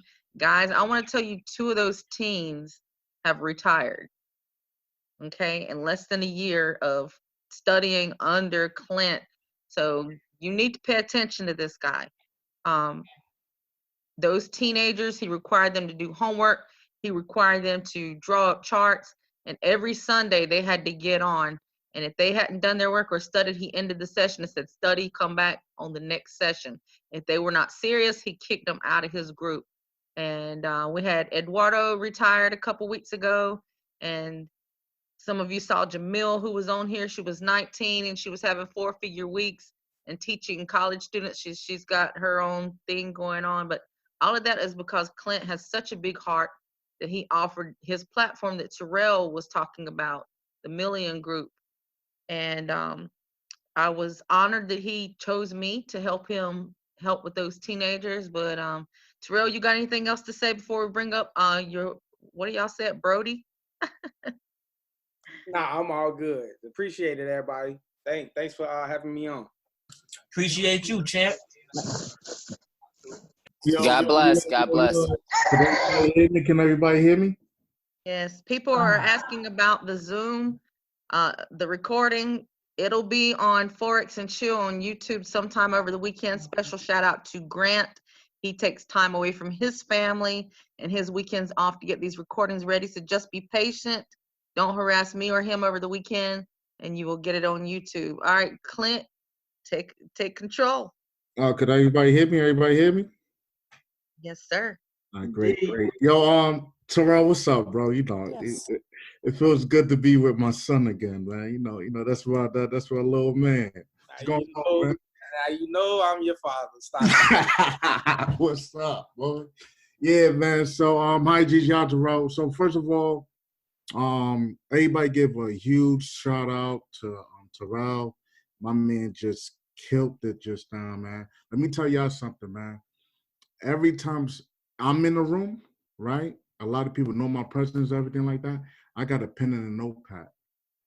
Makes sense? Me and Terrell been trading together for over a year now, and till this day, I'm still learning from him. So if Terrell considered me his equal, one of his peers, and I'm taking notes, I hope each and every single one of you guys were just taking notes as well. Right? They always say note takers is the money makers, right? So I hope every single, 231 of you guys were taking notes, because I know I definitely was, and that was a blessing, right? So I'm very blessed to have known Terrell over these, what is it, like a year and a half now, right, bro? About a year and a half? Yeah, about a year and a half, man. So that year and a half, me and him done seen tremendous growth. And of course, you know, you can't say Terrell's name without saying my name, and also without saying Mario's name. There's a reason why Gigi had us three specifically come on together. Make sense? All right, so let me just get into my story a little bit, right? So first of all, before I even get into my story, I also like to give a shout out to Gigi. You know me, man. I'm always honored and grateful that you open up your platform and just let me speak on it. These are your peoples, and you don't just let anybody speak on your platform. So that's always an honor. And thank you for allowing me to speak on your platform. Guys, Gigi, what she does here, one thing I can say about her, she's been consistent ever since she started this, right? And she never let up. She never missed a day. If she had to miss a day, somebody in her circle stepped up and hosted it for her, right? And the reason why, because just like me, she was like, wait a minute, there's a lot of platforms out there that charge, but we never wanted money to be the reason why you can't change your life. Make sense? So why not have a platform where it's totally free? We give you some nuggets. You could honestly become successful with just following these platforms, especially a platform like Gigi. She don't give you some of that Google Gaga stuff. She actually give you guys some very good stuff that can actually change your trading life, your trading career. So I hope when you guys come on here, you take it serious. I hope you guys always map out Friday at 10 p.m. every Friday. Don't miss a Friday. And if you do miss a Friday, I hope Saturday morning you're up early in the morning waiting for somebody to upload it to YouTube so you can take notes, study. Okay? So let me get into my story a little bit. I am 30 years old. How deep should I get? I'm gonna get real deep with you guys, man, because I want to be an open book today, okay? Because this is the first year anniversary, so that's very significant, right?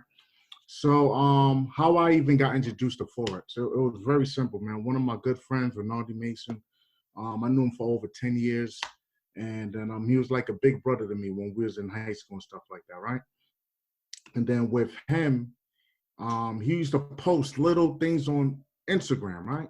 Feels good to wake up to this, feels good to wake up to that. But he wasn't posting like crazy money, right? So I'm just showing you guys how open-minded I was and stuff like that, and how my mind worked differently from a lot of people, right?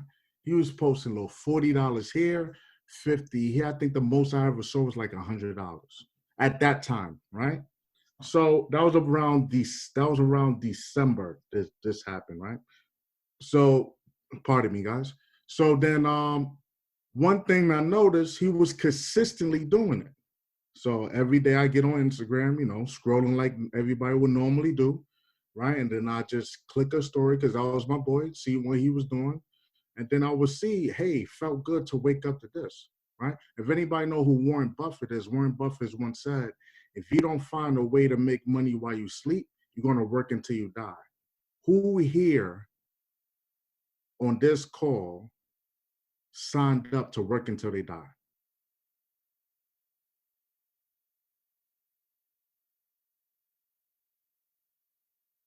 Nobody, right? Pretty much, right? Nobody, right?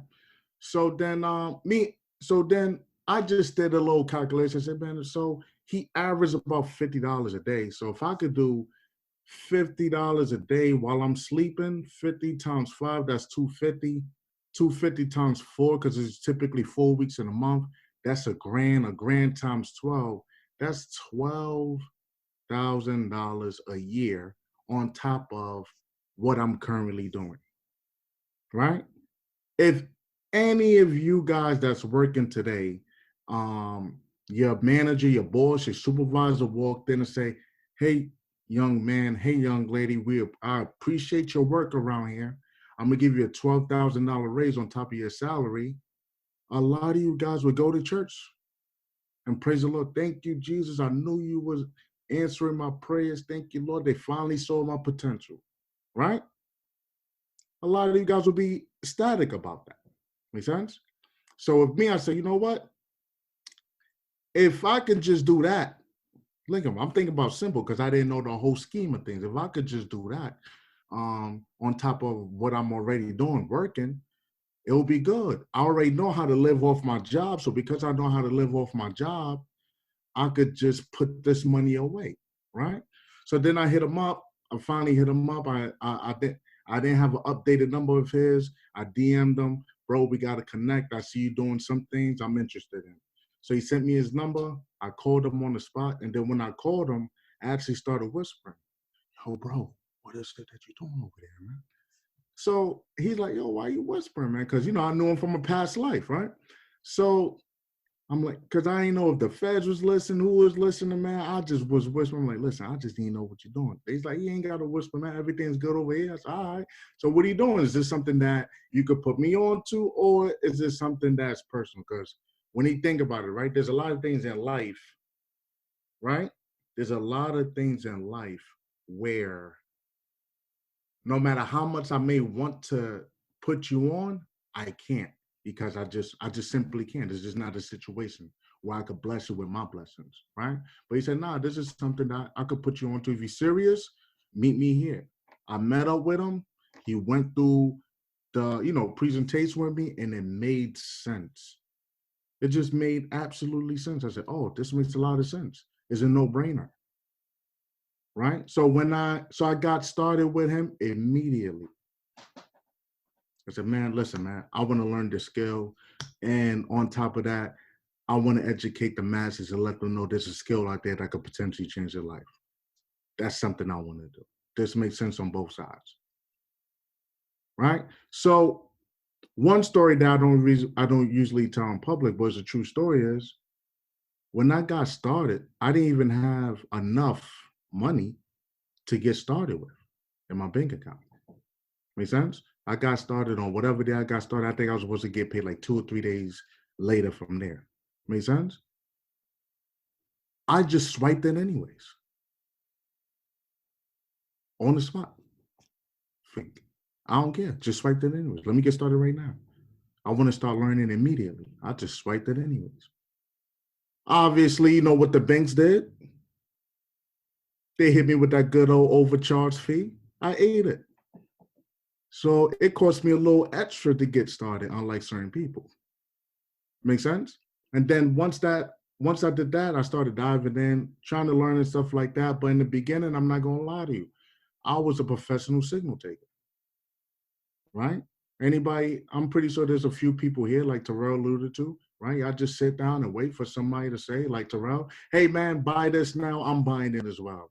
Then you jump in, over leverage, try to make $1 million in 2 seconds. Make sense? And then the trade goes your way. Then it's like, oh man, these guys don't know what they're talking about. Right? So I was a professional signal taker in the beginning, just sitting down, twiddling my thumbs, waiting for somebody to tell me, hey, jump in this, jump in that. Right? There was a good friend of mine that I used to follow. He was a part of basically the team and everything like that. And then he was giving us signals, right? And then he made about 15,000 in one night. One night he made 15,000. You know what he did when he made the 15,000? He took the rest of the month off. The funny thing is, he made 15,000, but guess who didn't make 15,000 that night? I didn't. Right? So I still needed to make some money. Right? So what I would do, I would get up around the same time that my friend was getting up, and what I was doing, I was buying red candles and I was selling green candles. So we all know how that turned out. Right? These Japanese candles is looking Chinese to me. Make sense? So that's when I made the decision that I never want to be in position again where I'm dependent on the next man to feed me and my family. Make sense? Because when my friend took off, he ain't do nothing wrong.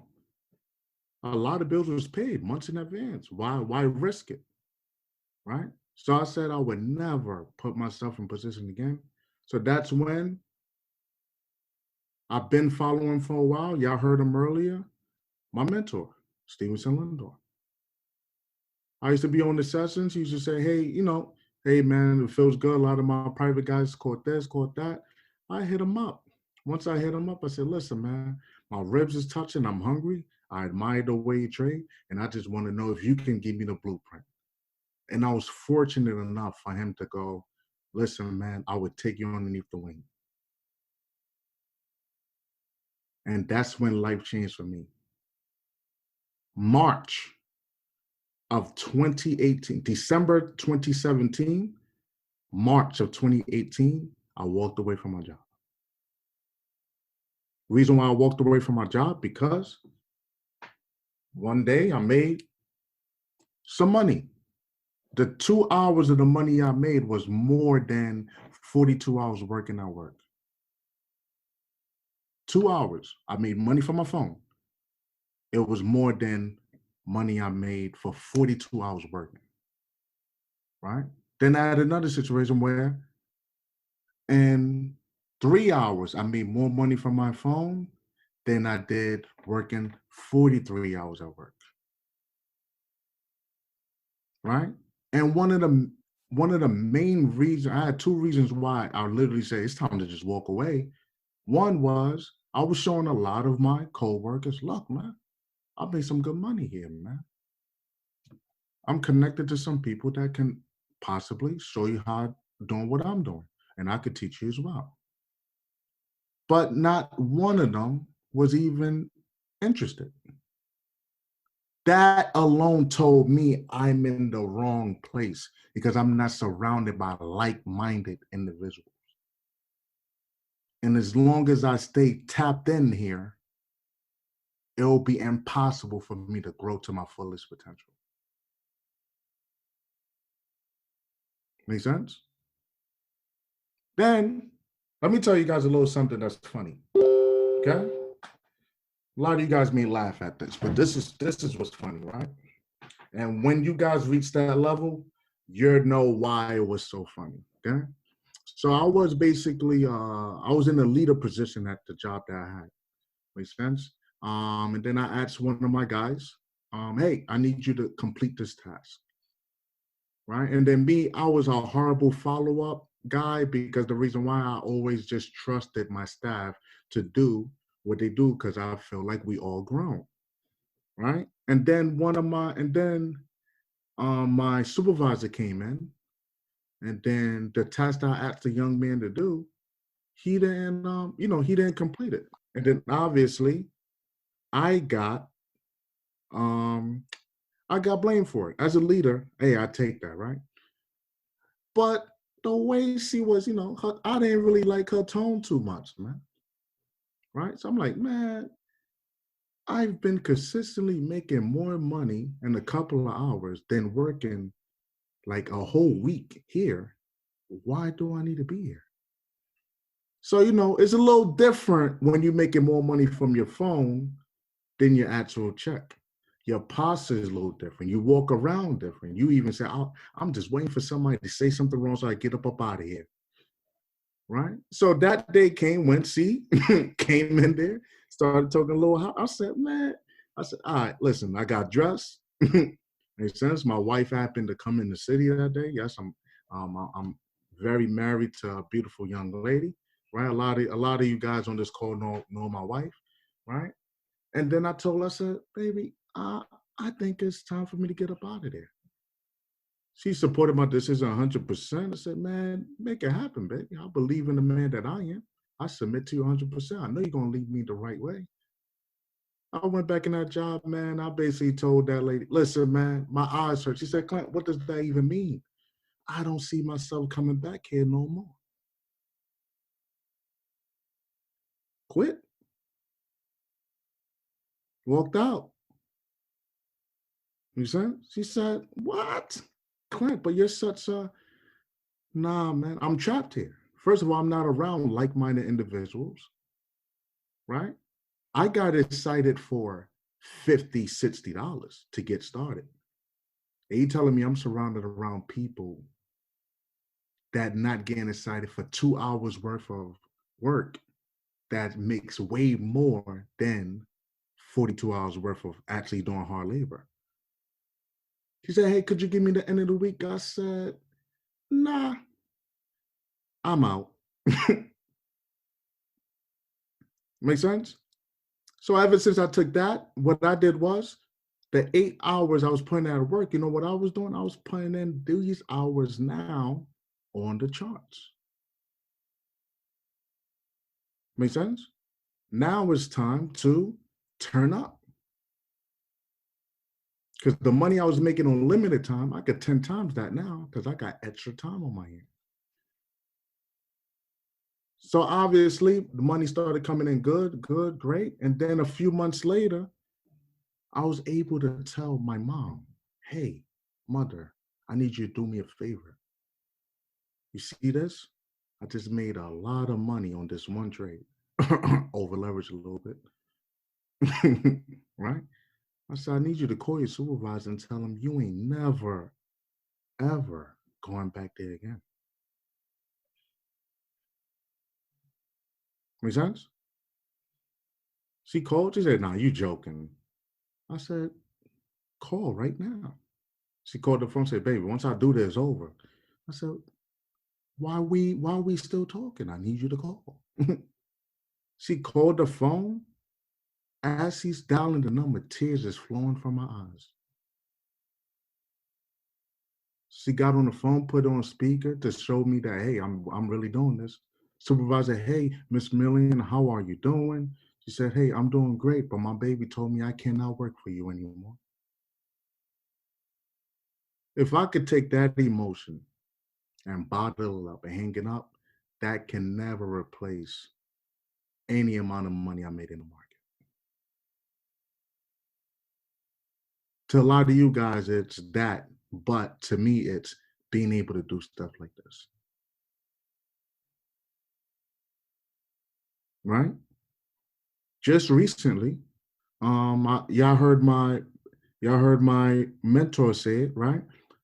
He just came out. We linked up. Did some lunch. He's eating salmon. He's eating real healthy now for some reason, right? And then I was just telling him, hey, I sent my mom on vacation to Florida, right?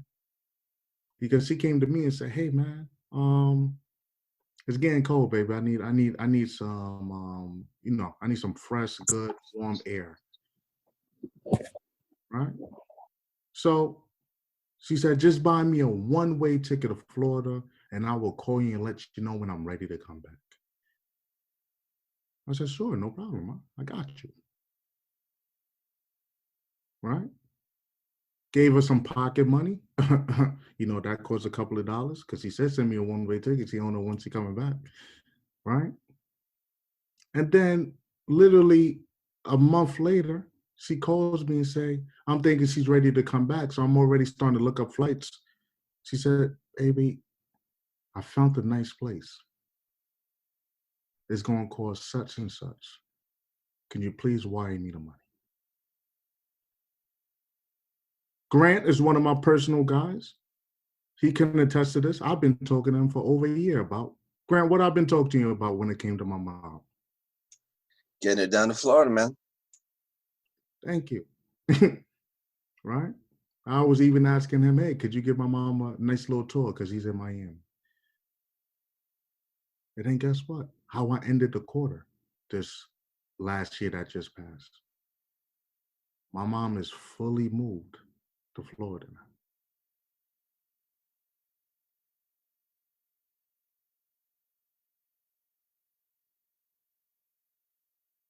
Tell you a little deeper background about me. By the time I was 11 years old, I was in 10 different homes. By the time I was 11 years old, I was in 10 different homes. Not because my mom was moving up and down, no, because I was going from home to home to home because I was in the system. Got a little older. Was hanging out with the wrong crowd. Obviously, I'm not going to blame the crowd. I'm going to blame me because I had a choice. Nobody put a gun to my head. I got caught up, made a mistake. I sat down for 15 months. If you follow me, what I said, I sat down for 15 months. You know what that means. Came home. Only thing I had to my name was a GED. On paper, the stuff I just told you now, I'm not supposed to be doing it.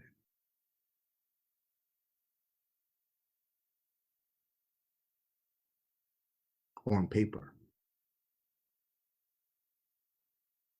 When this got introduced to me, when I made the decision, I told myself, I'm going to make this work.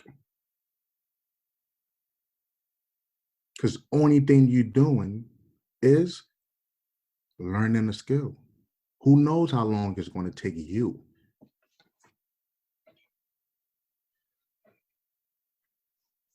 Who knows? I don't know. I can't answer that question for you. Everybody has their own journey.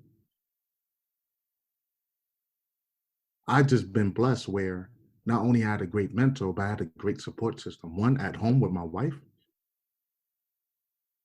Two, I had peers that was just as hungry as me. We was challenging each other. We were trying to one-up each other. And then that friendly competition, it set us all to freedom. Make sense? Like when you say my name, you can't not say Lindor name, and you cannot say Terrell Mario's. You got to say all our four names together. My good guy, Jamie cut the rope. He called us the Four Horsemen. Make sense? If you let me tell it, I'm Ric Flair, right? But if the other guys talk, they gonna say something else.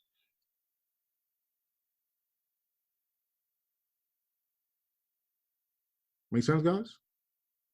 So me personally, the success that I'm having, the success that I have with my story is not supposed to be happening.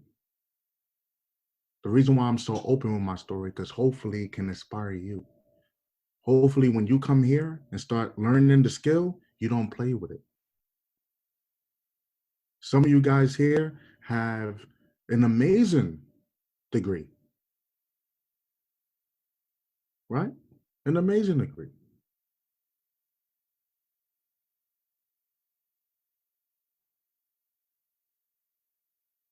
I just have a GED. So if you got a degree that's higher than me, you're in a higher education, on paper, you're more educated than I am. Why can't you do this?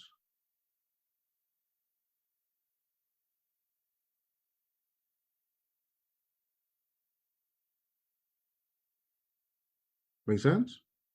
I just have a GED, was in and out of homes, basically starting at 10 to forever. Right? Made a mistake, sat down for 15 months. And I still pushed through and made it happen. There's two type of people in the world, I say all the time. The people that does what? Have a situation and use it as an excuse not to make something happen. And there's the people that use this situation and use it as fuel to make it happen. Man, I got this going on, man. I can't do this. Or do you want to be the individual that, man, I got this going on. I need to make this happen, man, because I'm sick and tired of being sick and tired. This ain't me. I've been put on this earth to be great. What's the difference between us and Bill Gates? Nothing. Only difference is how he utilizes his 24 hours. What's the difference between you and I? Nothing, literally. Some of you guys got a better head start than I am.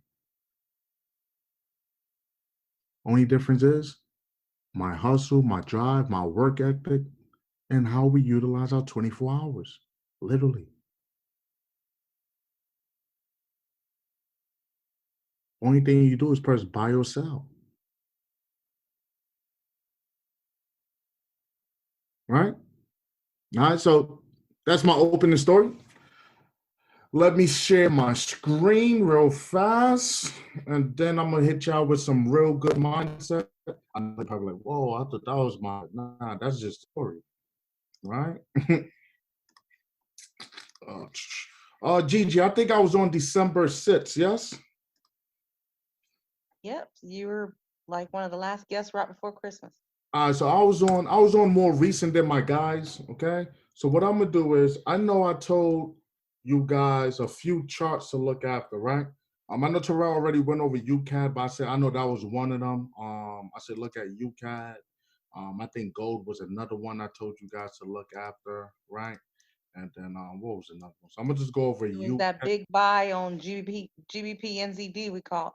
Yeah, so I'm gonna go over just a few things, okay? A few charts that I basically was telling you guys to look for, and then from there I'm gonna go into mindset. Then we're gonna wrap this up. What time is it? It's about 12:30 Hey, for Clint, me. but before you start, is it okay if we invite everybody to join your Telegram that's not in it already? Yeah, sure. You can drop the link. Yeah, guys. So you could join the family. Gigi definitely cleaned it up. So there's gonna be a good year, especially within that family. So Terrell spoke on it. Gigi spoke on it.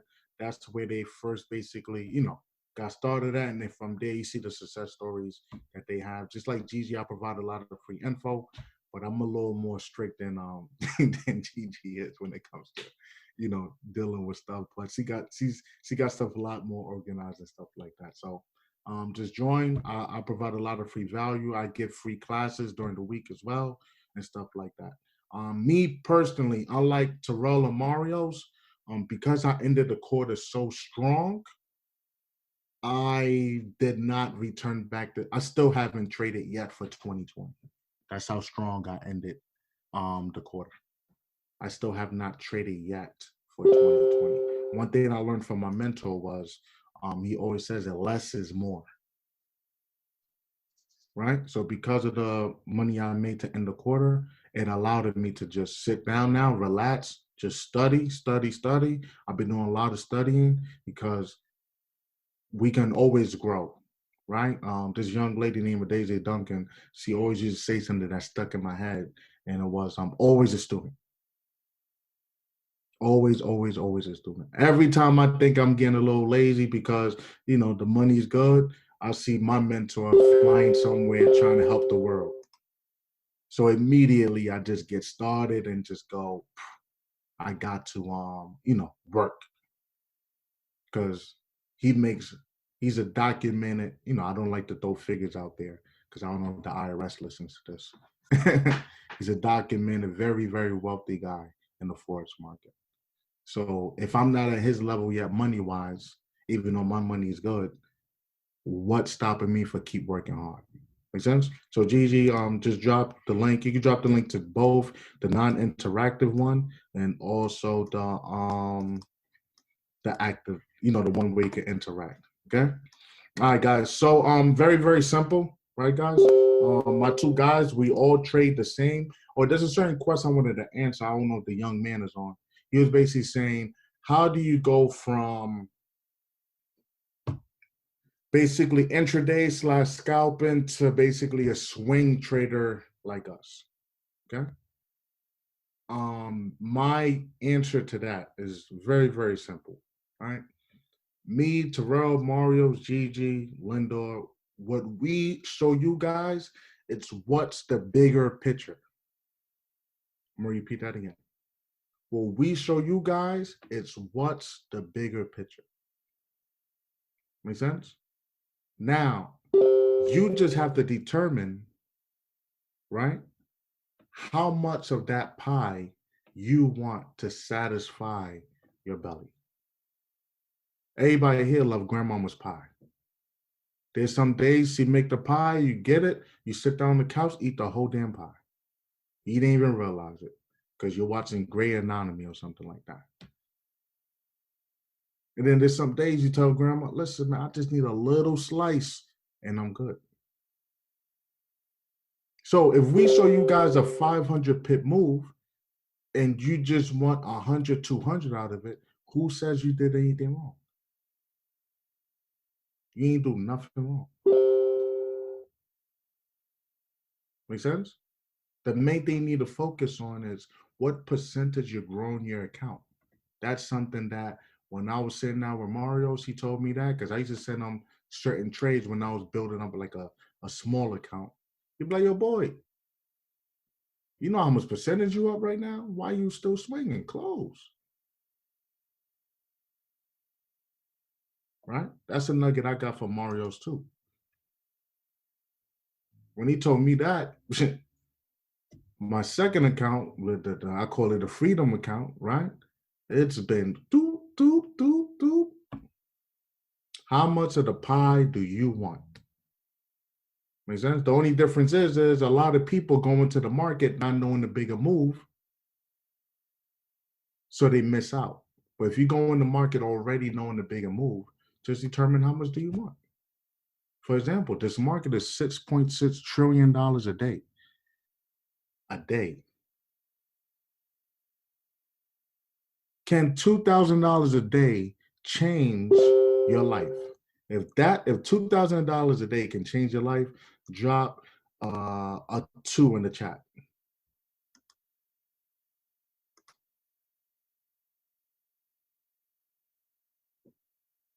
Okay. So $2,000 a day could change a few people's life here. Right? So if that's the case, $2,000, what is the percentage of 6.6 trillion that is? It's not even 1%. I don't even think it's 0.5%. Let's not try to figure out the math, guys, but I know it's like a little teardrop in the ocean. So you don't need the whole pie. Same thing with the pippage. You don't need the whole pie. Make sense? Because one thing you always learn, the market will always create opportunity, opportunity, opportunity, opportunity, opportunity, opportunity.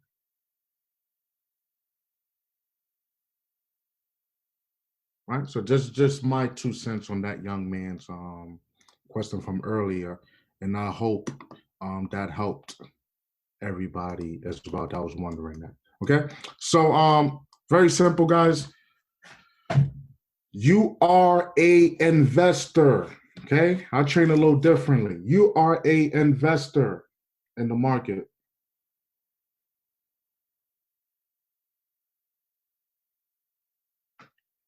Okay?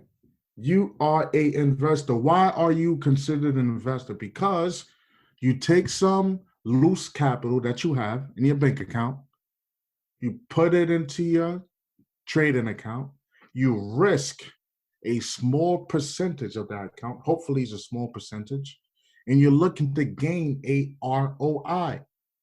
Does everybody here know what ROI mean? Return on investment. Say that again for the people that didn't hear you in the back. Oh, it's a return on investment? Return on your investment. So that's why it makes you an investor. Also, you're making your money do what? Work for you. Work for you. When you reach the point in your life when you're making your money work for you, you are considered an investor. Okay? That's the mindset you need to have when you enter the Forex market. Right? Trading is just a skill that you have, that you're utilizing to get a return on your investment. Okay? Our job as investors is very simple. Protect your capital is your number one job as an investor. I'll repeat that again. Your number one job as an investor is to protect your capital. Your second job as an investor is very simple. Make money. Number one job, protect your capital.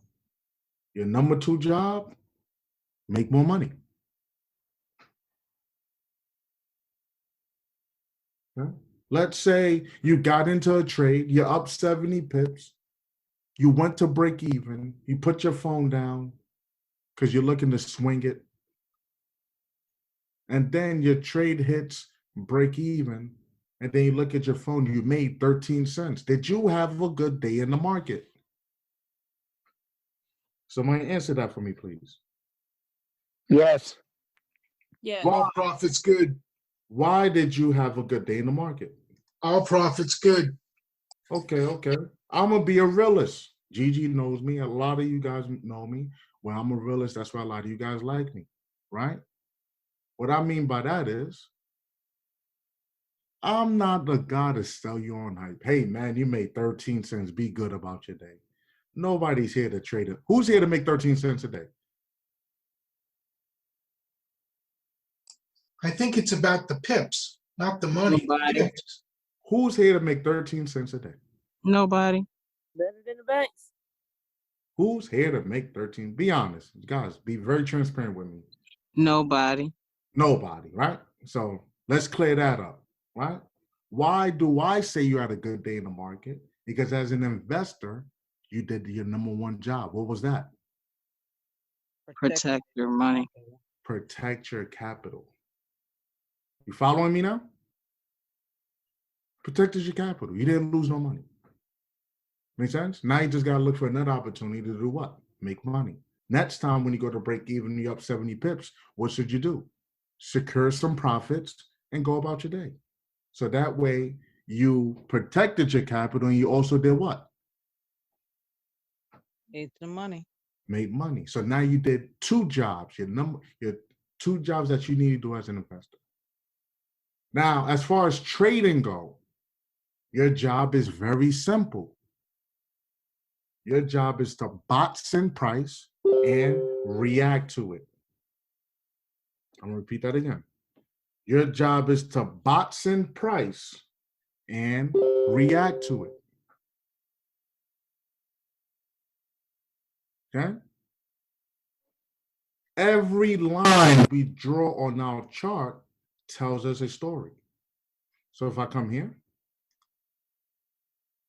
I drew this resistance. If I come here, I drew the support. What did I do as a trader just now? Locked it in. Boxed in price, right? Boxed in, right? Boxed in price. Beautiful. Guys, let me tell you something, right? We don't care what happened over here. It's not going to make us no money today, right now. We don't care what happened over here. I see a lot of people out there, oh, this trend line been holding in since 17 AD. Make sense? When Jesus was wearing slippers over here, it's not really going to make us money right now. We literally just trade what's in front of us. I repeat that again. We literally trade what's in front of us. Okay? So if you see here, this line I drew here, remember, every line I draw tells me what? Story. Story, right? So when price came up here, what did price do? Drop. It came back up again. What's price currently doing? Drop. Dropping. So if price were to come up here again, what should you be looking to do? Drop. Sell. Sell. Price came here. What did price do? Go up. Price came back here again. What did price do? Went back up. So if price were to come here, what should you be looking to do? Buy. Why do Clint use the word looking to do? And not Because just you got to make sure your confirmations line up. say that out loud for the people that just came in from church. You have to make sure your confirmations line up first and react. Perfect. Right? So now we start off on the monthly because the three most important time frames is the monthly, weekly, daily. The reason why, it shows you the overall picture of the market. Think about this whole chart like a big old book, with the monthly being the whole story and the 1 minute chart literally being one word in the book. Can you tell a story by reading one word in the book? No. No, right? Yeah. Not at all, right? Unless what? Unless you got a crazy spouse that sees the word baby in your phone, they're gonna make up a story from that. Or if I read God in the Bible, that says a Okay. Right? So we're gonna go down to the weekly now. Right? Perfect. Going down to the weekly.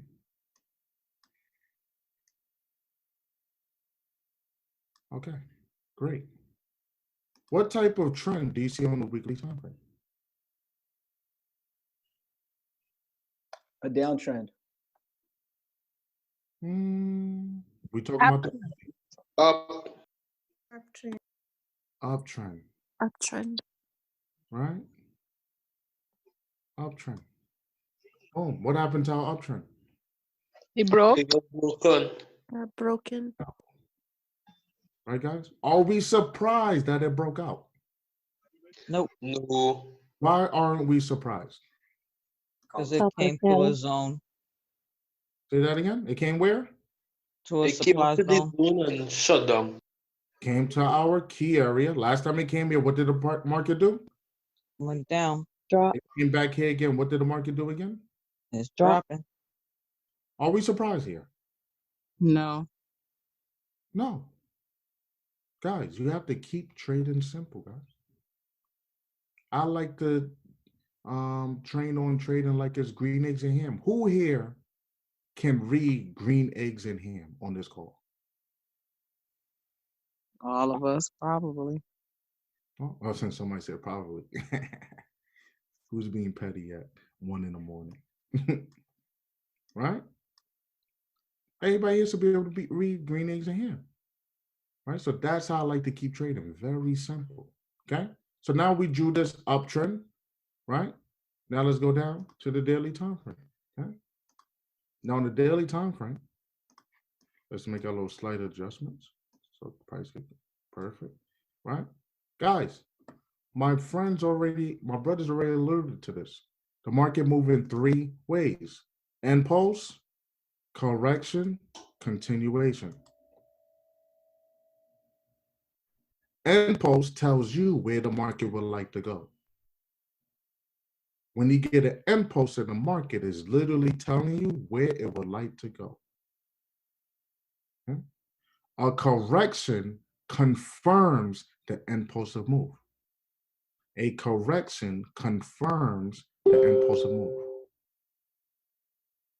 And then the continuation simply means money.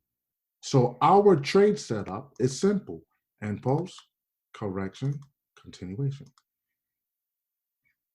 End post, correction, continuation. Okay, let's run this back. Let's take all this out, guys. What is this? End post. What is this? Correction. What that led to? Money.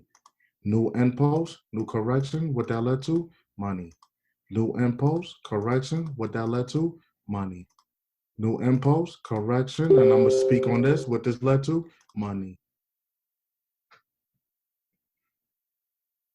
As traders, we get paid off of repeated behaviors in the market. As traders, we get paid off of repeated behaviors in the market. So your job is to find a repeated behavior and milk it every time it happens. I hope y'all wrote that down. I'm going to repeat it again. As traders, we get paid off of repeated behaviors in the market. Clint, say it one more time, Clint. Say it one more time, brother. Once you find a repeated behavior, you milk it and make your money. I'm going to keep trading simple for you guys, okay? Every time we draw a line in our chart, it tells you a story. Make sense? This line, what story was it, what it was telling us? This line right here. Can somebody tell me? Uptrend. Uptrend, right? So every time the market came close or touched it, what did the market do? It went up. It went up. Now, what did the market do now? Broke Get down. It broke, right? What behavior is this? Impulse. What behavior is this? Correcting. So what should we expect soon? Money. Am I complicating this for anybody?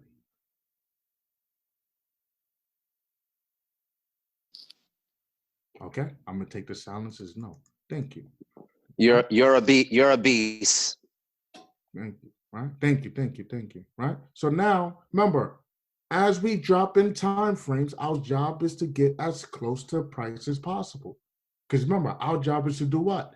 Bot send price and react. Not bot send anticipate, not bot send predict, bot send and react.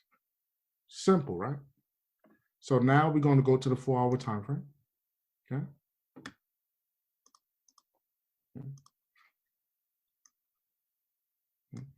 I'm gonna delete this real fast because I was on the sits. Oh. Let's actually go to that date. Oh, it's hiding. Where's my date thing at? There we go. Go to the sits. Okay. The sits was over here. I was on with Gigi. Right. This is at midnight. So by the end of this, it was on that midnight, right? Boom. I was on here with Gigi, right? And I told everybody, right? Guys, can somebody tell me what this is right here? Impulse. What's the behavior right there? Impulse. Okay, now with that behavior, what did the market tell you it wants to do? It wants to go up. It wants to go where? Up. Up, right? Now, what behavior have followed that? Upward. Huh? Correction. Say that again. Correction. Correction. Now, correction. What did that behavior tell you the market wants to do? React. Continue. React. It wants to React continue. and go up. It wants to continue where? Up. So now we should be looking for what? What do we be looking for? Huh? Buys. Buys, but more importantly, money, right? You want to keep trading simple? If you don't have an end post and a correction, you shouldn't be looking for what? Money. If you don't have an end post and a correction, you shouldn't be looking for what? Money. If you don't have an end post and a correction, you shouldn't be looking for what? Money. Money. Think about it. A lot of you guys is looking for money, but there's no behavior there that's presenting, hey, money can happen here. Think about The what. correction confirms the impulse. Yes, right? Yeah. So we on the 4 hour. I'm gonna drop down, right? Let's go 15 minutes. Okay. Boom.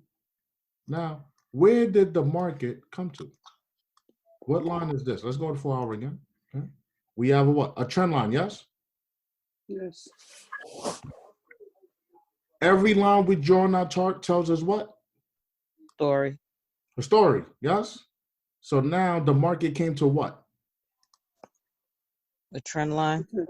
What story does this trend line tell me? That the market wants to go up. Or Okay. price wants to go up. Okay, perfect, right? So look at this. Boom. Let's play this a little bit. We got a little boom, boom, king. Perfect, right here. That's why I like it. Boom. Let's stretch this a little bit, right? What's this line right here? Tell me. Let's go 4 hours so y'all don't get confused. This was the bottom of our what? Of our corrective move. Yes, right? I told you guys on the sits, look for this trend line or look for where?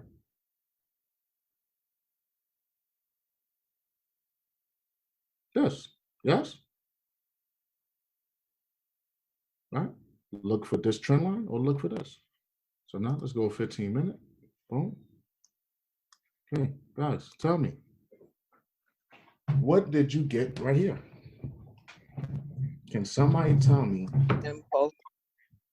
Can somebody tell me what this is? That's your catalyst. That's your reversal catalyst. Your bullish engulfment. Okay. Well, what else? Impulse? Right? Impulse. Impulse and correction. What is this? Correction. Yes? And then what eventually happened? Money. What happened here? That's your money. How much money is that? That was like almost 500 pip move. Okay. Oh. Well, pay attention, right? The market came where? What is this area? Critical area Resistance. zone. Critical area zone, right? So now the market reacted to that area, right? Let's go to the 1 hour. Okay. Remember, when price reached that area, what should we be looking to do?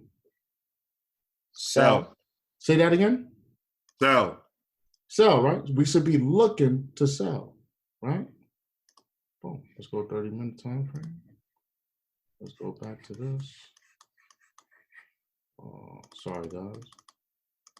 Not perfect, right? So the first behavior we got was what? Impulse down. What does the impulse tells us? The direction the market wants to go in. What was the next behavior we got? Correction. What did the markets tell us then? Confirming the direction of the impulse. So guess what, guys? How many pips did you make here?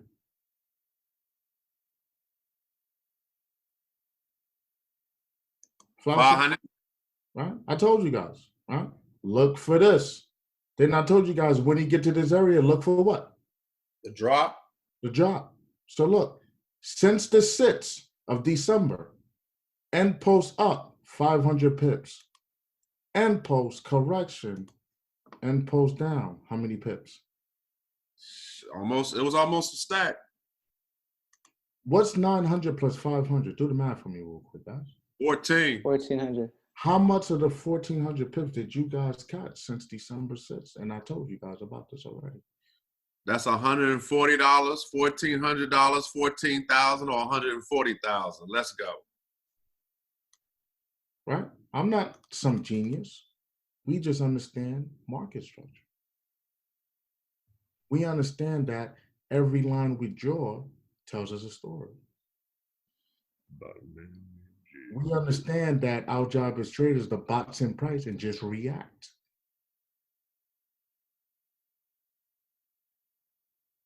1,400 pip, 500 down, 900. 500 up, 900 going down.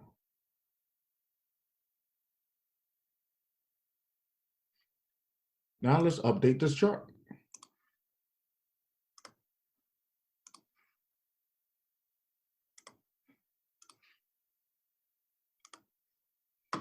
Is anybody learning right now? Or am I boring you guys? Absolutely. Learning, no doubt. Never bored. Definitely. So now, guess what? We got that little end post, that little correction led to a bigger what? End post down. One thing you're gonna learn, the bigger the end post, what do you think I'm gonna say next? The bigger the correction. Bigger the correction. The bigger the end post, what? The bigger the correction. Bigger the correction. Okay. Let's draw this out now. Now all of us, only thing is, boom. End post, this is a correction, right? Now, just like Terrell, selfishly, we would want this to come up to the top, and then from there, do what? Sell it off. Yeah. If it breaks out, what do you patiently wait for? The correction. The pullback. Oh my goodness. Y'all understand? Correction. Right? So this is what you're looking for with this. And then we could come to possibly this area here. Okay? Why would Clint choose this area here? Because it's the last place price made a sharp move up. Right? Last time price came here, it shot up how many pips? Over 1,200. Makes sense? So now, Yeah. So now it's possible that price come here and do the same again, right? So looking for this, and then so you're looking at a potential. How many pip move? 650. 650 pip. Hey, Clint, I have a question. Of course. So where price is now? Okay. So it's in the corrective move stage. You're saying that if it breaks out there, we're gonna wait for the pullback, and if it continues to go up to touch the top of that channel, you're gonna look for a short there, right? So in this case, if you wanted to get in on this trade, would you set an alarm on both the support and the resistance there? Yes, set an alarm on your trend lines. On the trend lines, that's right. Okay. Thank you. You want to know what's happening. Make sense? Makes sense. Why you think I said it? Why you think I said here? Why you think I'm not saying sell right now? Obviously not because the market is close to us, right? Why you think I'm not saying sell right now? Price is still correcting. Price is still correcting. Now it's deeper meaning to that. You don't have the confirmation. There's no pullback. Deeper than that, while keeping it more simpler. You want to sell? Now the market is moving So at the high. moment. So you wouldn't jump in right now. The flag is not completed. Okay, but let me give you a very simple thing. In the beginning, I told you every line we draw tells us what? Story. Last time it touched this line, what did the market do? Went up. Went up. But to touch this line, what did the market do? Went up. Went up. Now we're touching it. It possibly do. Go up. It tells a story. Every trend line tells a story. Now, on top of here, every time price touched it, what did it do? Go down. What did it do here? Go down. So ideally, we want to do what? Sell it with. Sell it up at the top. Still high. Right? Let's keep it simple, right? When we first learned about Forex, sell high, buy low. Now, I'm not telling you guys to buy this. The reason why, let this climb up. Wait for your confirmations in this area and simply sell it down. Am I keeping Forex simple tonight? Yes. Beautiful, beautiful, beautiful. So basically, that's an updated markup in here. I know every time I come on, I share my chart with you guys. So you guys can take this, study, and hopefully when Gigi has me on next time, when I'm privileged to be on, I'm going to ask people, just like I asked you guys today, who caught this move? I remember the dates that I'm on, right? All right, guys, did you guys get it? Man, thank you, Clint. Yeah, definitely. Yes, sir. Okay. I know Terrell went over this already. Did he update you guys on what to do with UCAT now, or was it more so how He you covered the trade that he caught this past week. or he didn't update it? Okay, perfect. So I'll just update you guys. Okay. Perfect. Now, what time frame are we going to start on? Monthly. Monthly. Why? The better confirmation. It Shows the whole story. The overall story. It tells the whole Yeah, it story. tells the story of the market. Overall trend. Tells us where we're at. Okay, beautiful, right? Our job as traders is to do what? Box and price react to it. Right? And we simply trade what's what? What we see. What's in front of us. Sure. Every time we draw tells us what? A story. Perfect. Now let's go down to the weekly. As we drop down time frames, right, guys? As we drop down time frames, our job is to do what?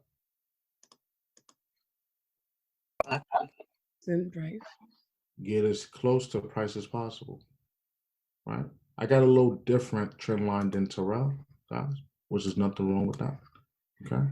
So remember, what date was I on? The sits. Let's go to the sits. Okay? I told you guys on the sits to look for what? A sell. Why would I tell you guys to look for a sell? Right? What's the three behaviors of the market? What is this? Impulse. What is this?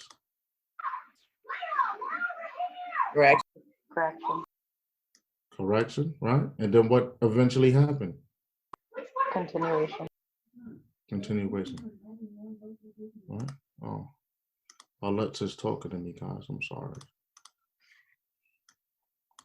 Right? I'm gonna get rid of this. Oh. So now I have this actually breaking, right? There's a reason why. Guys, what do you see here? End pulse. What is this big move here? Correction. Correction. Guys, I'm glad you guys is following me, right? Let's go to daily time frame now. Boom.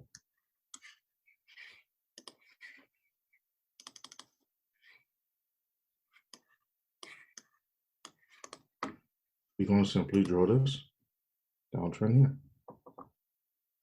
Okay? We broke this. Yes? What is this to us?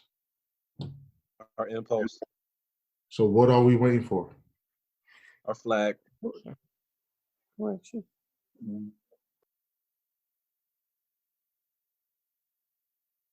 Oh, and as you can see, we are starting to get what?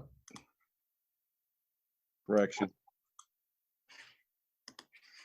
And eventually, what's going to happen? Somebody answer that for me? Impulse. Continuation. Now we should be looking forward to go up. No? Continuation, so right? So now we can scale up some. Make sense? Yep. We can scale up some, right? So let me teach you guys how to catch this. All right.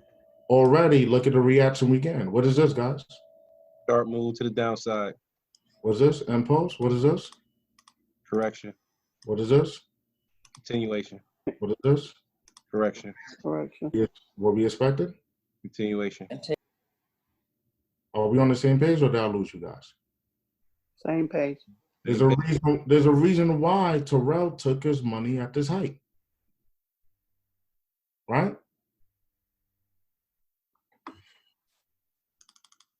Make sense? Because this whole thing is what? Our impulse, and what is this? Our correction. So now, just watch on a smaller time frame. Okay. Let's delete this. I don't like to send out a messy chart.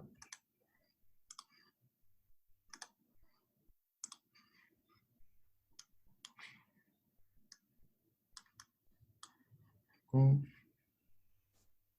This is our correction, right?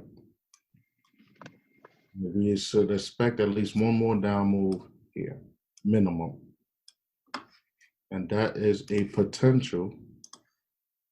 How many pip move? 100 pips. When it gets here, we see how the market reacts.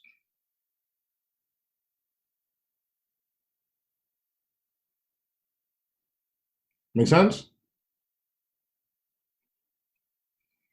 Makes sense. Makes sense to make dollars. All right. Oh, yeah. What I'm supposed to do for you guys, go to the date, December 6th, and show you how y'all could have made money with this whole sell, right? Boom.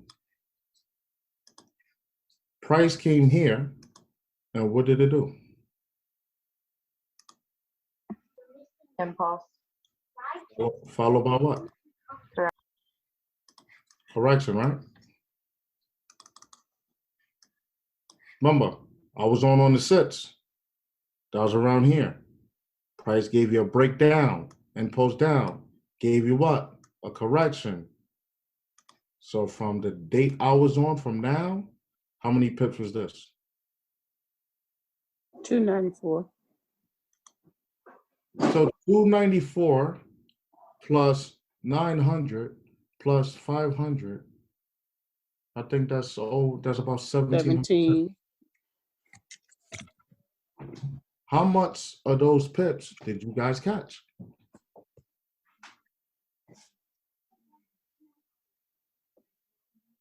Make sense? Right? Let me give you, did I send this updated chart? So I'm gonna give y'all now the updated chart on this.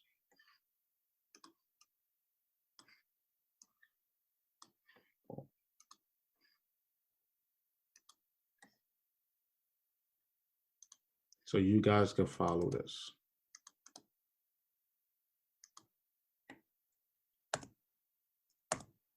Beautiful. Okay. Does anybody have any Forex chart related questions before I get into mindset?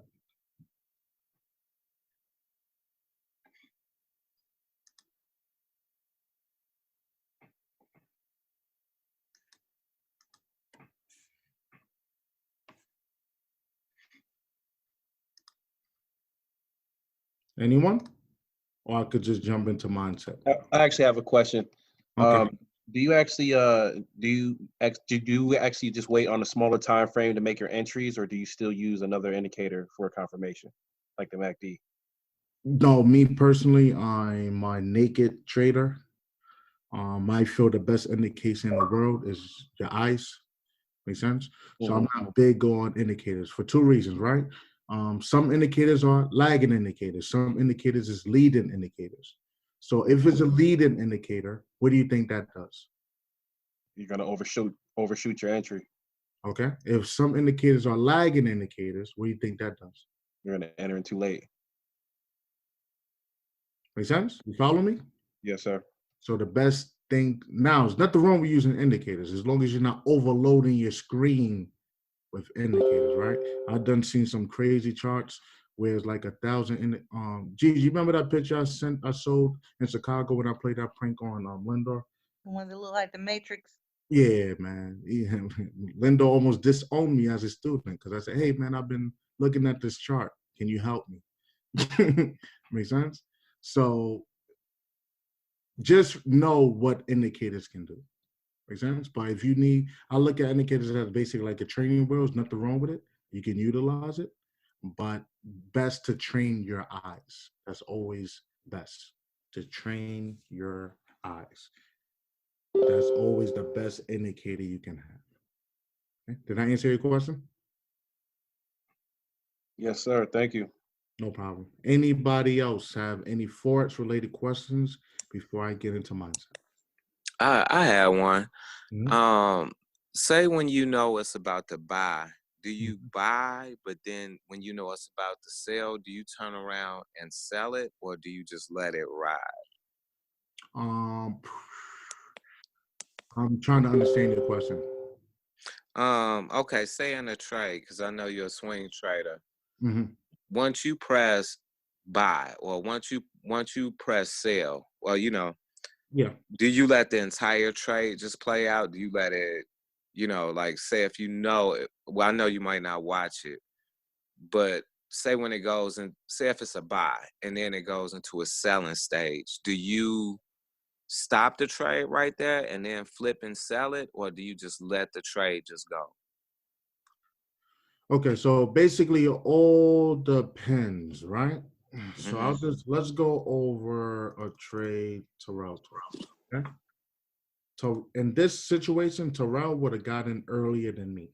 Okay. The reason Okay. why, I'm gonna show you why Terrell would have gotten earlier than me. Let's delete this. Remove. Let's delete this even too. Let's clean up the chart a little bit. Okay. What I would have had is I would have had this trend line here.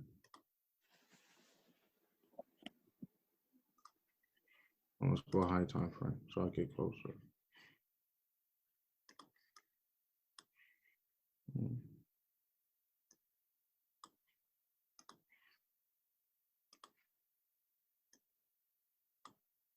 And I had this trend line here. Okay. Boom. So Terrell would have got in this area, right? So boom. So let's use Terrell's thing. What happened here? What was this? End post, right? So Terrell caught this buy. This is technically a selling stage, but what is doing overall? Buying. Correcting. Yeah, say that again. Say that again. What is doing? Correcting.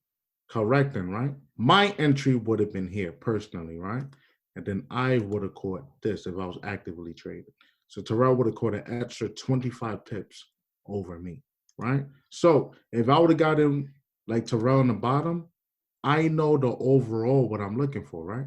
So if I'm buying this. The purpose of swing trading is you're swinging the conditions of the market to go for the overall move.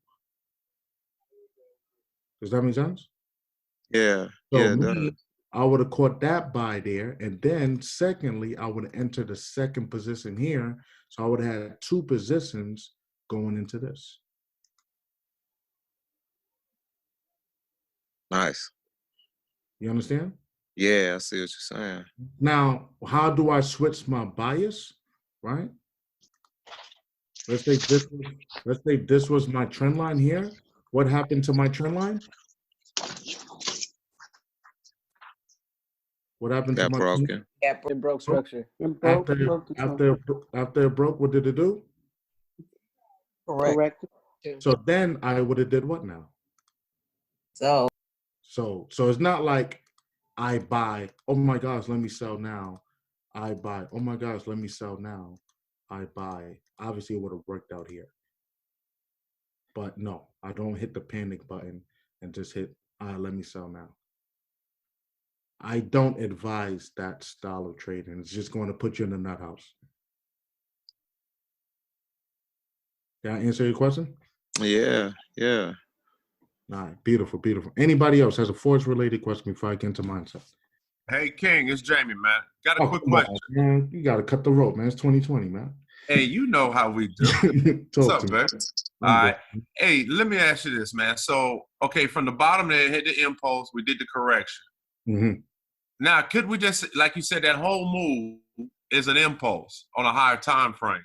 Okay. Even though, couldn't that be a flag with inside the flags? Okay. So basically, what you're probably foreseeing this. Yeah. And the flags are exactly coming back to retest, then the drop. Okay. So what I would tell you is, it's nothing wrong with your analysis, right?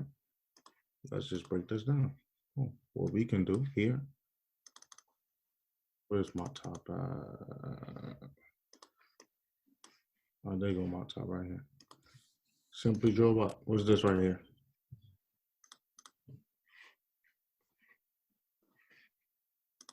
Downtrend. Come on, right? Yeah. This is the reason why I'm looking for the breakdown. Me personally, right? There's nothing wrong with you. I'll feel safer after what? After the breakout. And then Right. And then to the top. Right. Then obviously here again, we become sellers in the market again. Yes. So what I see here, I see this. End post, right?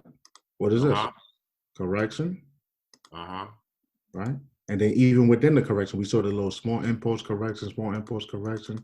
So we're looking to visit here again. Now here, if it wants to break up, correct, shoot up, we take that. Or if it keep breaking down, we good. Okay. All right. Do you see my eyes now? Yeah, tracking. Beautiful, beautiful.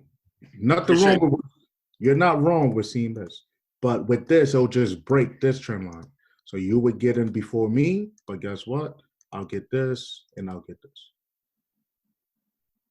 Tracking. Make sense? Tracking. Every line we draw tells a story. You want to keep trading simple? This is a downtrend, right? Right. So as long as we're below this trend line, what are we? Still sellers. Everybody wrote that down? You want to keep trading simple, right? If you draw an uptrend, as long as you're above the trend line, what should you be? Buyers. So if you're doing a downtrend, as long as you're below the trend line, what should you be? So, don't be telling all our secrets, Clint. Dang. Green eggs and ham, guys. Green eggs and ham. Thank you, brother. Appreciate you. No problem. Anybody else got a question before I get into mindset?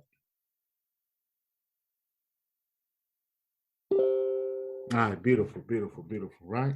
So,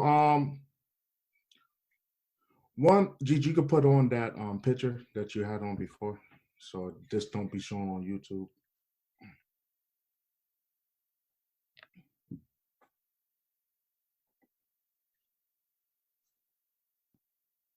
Gigi fell asleep on me? No, I sent Grant a message to share his. He's recording on that side. Oh, okay. I thought he fell asleep.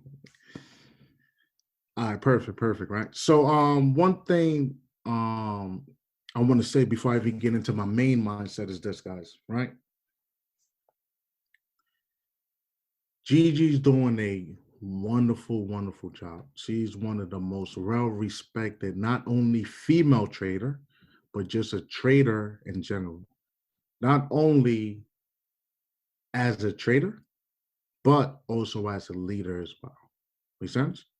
So I say that to say this, and the people that know me privately know I'm big on this, right? It's simple.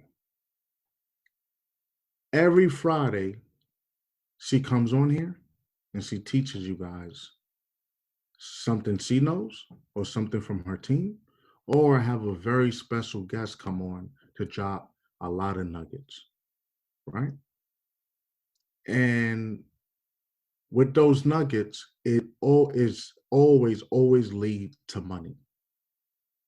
Okay? There should be no reason why, especially if anybody was on a call on December 6th, where over 1,700 pits been produced since then, and not too many people saying they caught any of the moves. Gigi even personally shared the same GN chart as I did. Right, guys? We basically giving away free money. Only thing we not attaching to it is a signal. So we literally give a chart. Only thing you have to do is literally do what? Follow the chart. And then if you remember everything we say, you just literally follow it and make money. Very, very, very simple. So it's one thing to come, hey man, every Friday I'm coming on ForexNChill. That's beautiful, right? But at what point in life are you going to apply the stuff you're learning on ForexNChill? Eventually, it's just going to be a simple like, hey, you just like hanging out with Gigi and her guests, which is perfectly fine. Gigi's a wonderful person to hang out with, right? But when Gigi was on the other side coming in, right? She was one of the main ones. Every time I say, hey, who caught this move? Can't Clint, you know I did, right? She used to have a little nickname, the Fibonacci Queen. Gigi, you still hold that nickname or you fell back from it? I still use it and teach it, but I'm like you guys now. I don't really need it. Right? So, well, she was coming on, taking notes, keeping the charts, marking up her own charts as well, right? But guess what? She was applying and catching moves. On this side of town, you don't get a participation trophy. Everybody know I'm a gut puncher. You don't get a participation trophy where it's here's a trophy. Thank you for coming to ForexNChill and learning for free. Now, do you have to catch the moves on live? No, you can catch it on demo. Why? Why is it important to even catch it on demo? Because you start building confidence in yourself. Make sense? Start building confidence. You start training your eyes more. Oh, I saw this move before. Last time this happened. Let me buy this. Let me risk this. Make sense? And then eventually when you build your confidence up, then you go live and then you do the same process all over again. Gigi has a beautiful platform here, guys. Take full advantage of it. Full advantage of it. Because one thing I could say is Gigi does not have to do this. I say that all the time on my platform. She's doing this out of the kindness of her heart because she has a golden heart and she legit and genuinely want other people to win. And the beautiful thing about Forex is there's so much money that we don't care about giving it away for free. Some people took trades with me live before. We took a UJ trade live. Make sense? It played around for a little bit, but one thing you could say, never came to our stop loss. And then what? It plummeted over 100-something pips. I don't know who remembers that call, right? But it was one of my last calls for the year.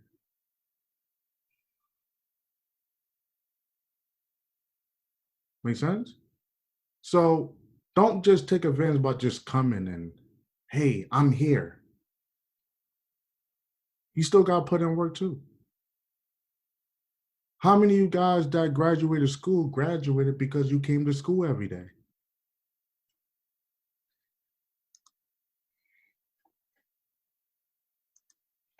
How many?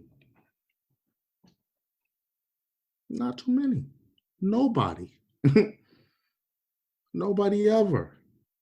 Mr. Millien, you did not miss a day of school, so I'm just going to graduate you. No. We got homework, we got tests, and we had to perform. And then depending on what we scored on tests or how well we did the homework and how well we did in class, resulted in us moving on.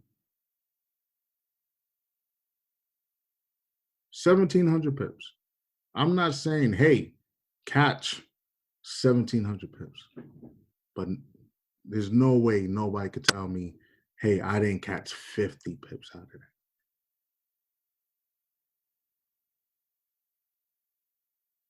Just wanted to put something out there like that. So next time Gigi have me on, I'm gonna remember this date, January 10th. Then I'm gonna go over that GN move. I'm gonna go over this little UCAT move. And I'm gonna see who caught these moves. Make sense? Now for the actual mindset, right? Me, I did not appear publicly this whole year yet. The reason why, because Gigi already came to me, pulled me to the side. She said, hey, Clint, I want you to come on the 10th. So basically, I wanted to do this on her platform. Okay. So I basically saved myself to the 10th, and I'm gonna start appearing publicly again starting next week. Okay. So what just happened December 31st, 2019? Can somebody tell me?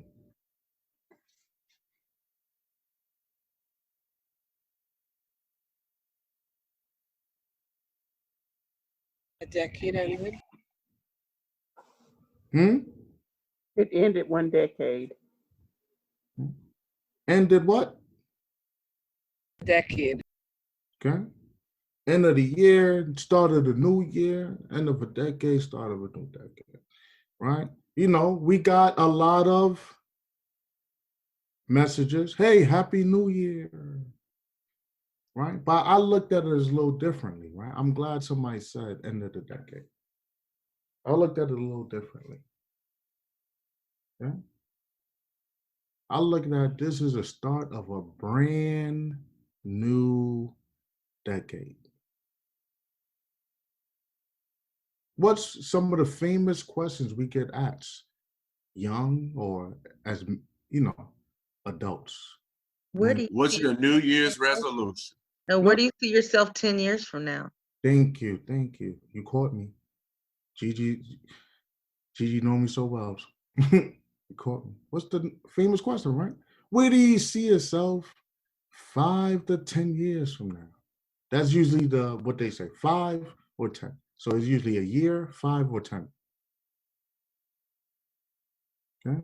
You're literally starting a new decade. Think about this. In 2010, you probably got asked that question. Right? And in 2010, I don't know what was your answer. You know what was your answer. You know your mind state you was in. You know where you was at. You got asked that question. How many of you guys are exactly where you said you would be in 2010? I don't know. I can't answer that question.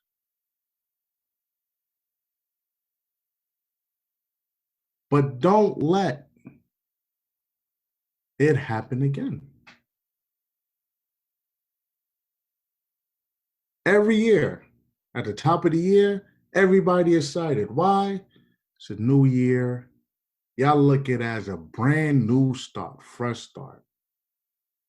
Right?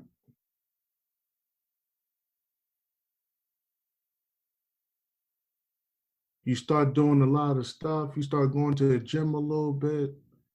You start drinking your juices. You start eating a little healthy.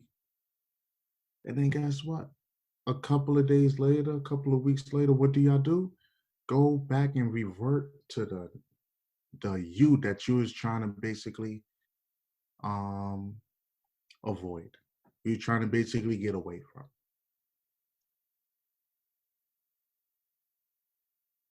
This year is a very unique year. This year is 2020. Every time you go to the doctor tells you have 2020. What does that translate to? Perfect vision. Excellent vision. Huh? Clear Excellent vision. Vision. What about the vision? Excellent. Excellent vision. What does vision mean?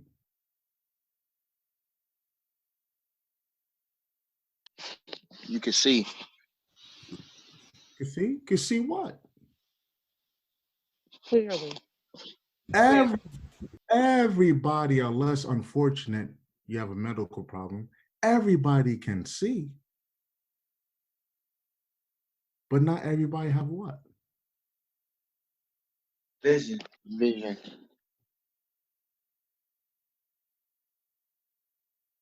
See clearly. Everybody can see, but not everybody have vision.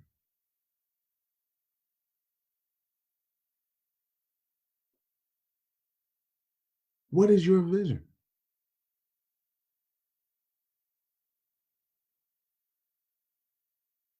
Where I'm gonna ask you the famous question. You don't have to answer it if you want. Sure, just type it in the chat box. Where do you see yourself in 10 years? It was just yesterday. I had a snotty nose running playing tag and a girl saying, "Oh, you got cooties." It was just yesterday.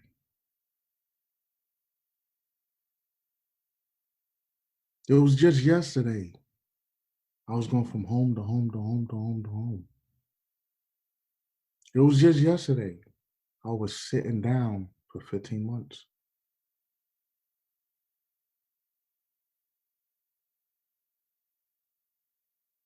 It was just yesterday. I didn't even have enough money to get started on the platform. I had to overdraft.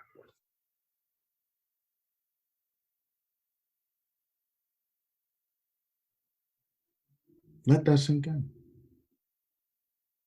Time flies. Sometimes it's hard for people to what? To see 10 years from now. In 2010, Cardi B was stripping 6 nights a week. She ended the decade buying a $6 million home. At the start of the decade, Jay-Z was worth about 300 mils. He ended the decade 1.2 billion. Can 10 years do a lot for you?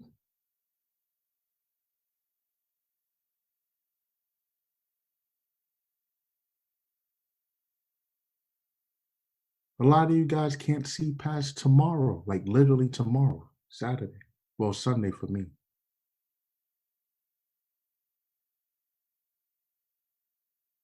A lot of you guys dwell on the past. And this one quote, every time I catch myself dwelling on the past, there's one quote I use. Only fools trip on something that's behind them.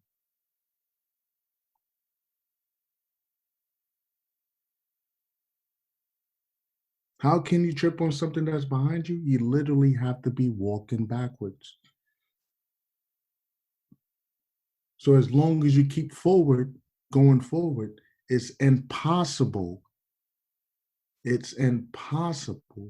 to trip on something that's behind you.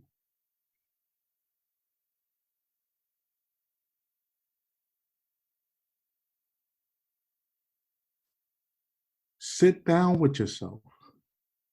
A lot of you guys you're already starting the year too late. What I mean by that is you were supposed to get started on this year in October 2019. Why would Clint say that? Because it takes 21 days to make or break a habit, and it takes 90 days to make it into a lifestyle. I'm gonna repeat that again. It takes 21 days to make or break a habit, and it takes 90 days to make it a lifestyle. So you're supposed to start about 2020 in October.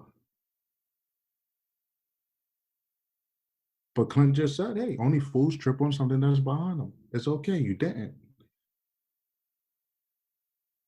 Now you gotta choose today to do what? Look yourself in the mirror.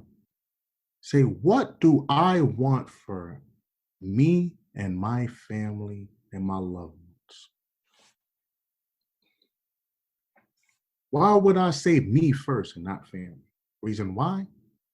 Because you have to take care of you first in order to be able to take care of anybody. What did Gigi do? Take care of herself first. Now she has a beautiful platform. She's taking care of everybody. What did I do? Take care of myself first. Then I took care of everybody else. What did Terrell do? Take care of himself first, then take care of everybody else, so forth and so forth, right? Because there's a thing out there that says, before you write the speck out of somebody else's eye, you got to write the speck out of your eye. Why would they say that? Let's say I have something in my eye, Gigi have something in her eye. If I go try to clean it out, I'm more of a danger to her because then I could just mess up her other eye. So she really can't see. But if I did it out of my eye first, then I could properly help Gigi because I got both eyes to see. When you're on the airplane, the first thing they say, you put on the mask first. Then you put the mask on your child and stuff and like that. There's a reason behind that. So to start this new decade, you have to work on you first. It's okay to be selfish. It looks so bad when people say, oh, you're selfish, you're selfish, you're selfish. Why is it bad for you to focus on your success?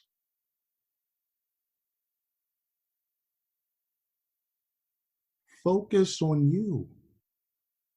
Get right. Don't worry about who else is coming on the journey with you.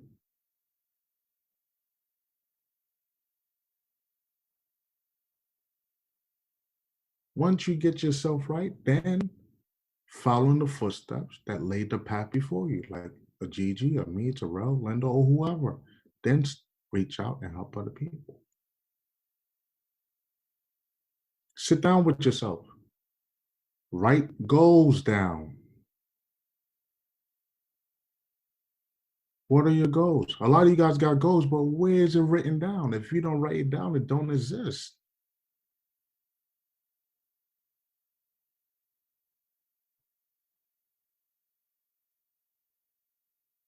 Write your goals down. If you're bold enough, give yourself a deadline. Write a date.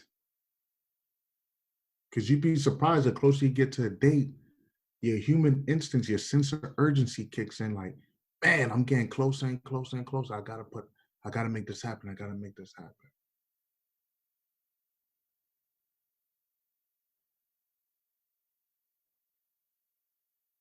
Start of a new decade. Write down somewhere, journal it. What's your net worth? January 10th, 2020. Every year, go back to that piece of paper and write your net worth again. See how much you have grown.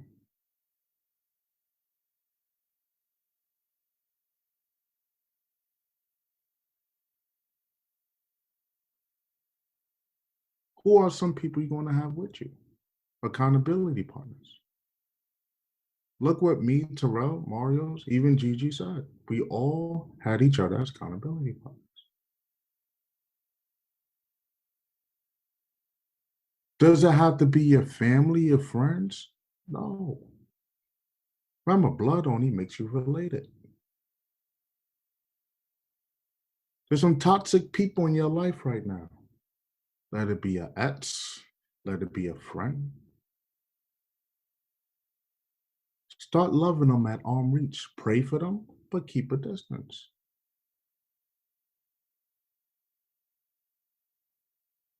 Now, are you joining these Telegram channels and hope for a trade idea? Or are you joining these Telegram channels to be a part of a community that you can network with like-minded individuals and help each other grow? Let that sink in. Oh, I'm gonna join Clint channel because I know you're gonna drop some charts. Start surrounding yourself with like-minded people. I told you one of the main reasons why I left my job, because I showed my job, some of my coworkers, hey, I made more money in 2 hours than I did 42 hours here. And not one of them was even a tad bit, oh, nah, I'm in the wrong area. I'm in the wrong space. That's going to stop my growth. What is your vision? Do you even believe in your vision?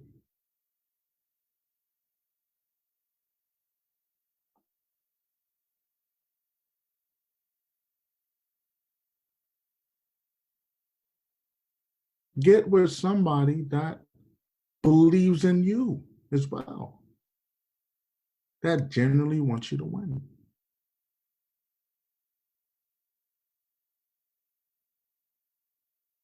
This is the start of a brand new decade. You have a chance here to do something great.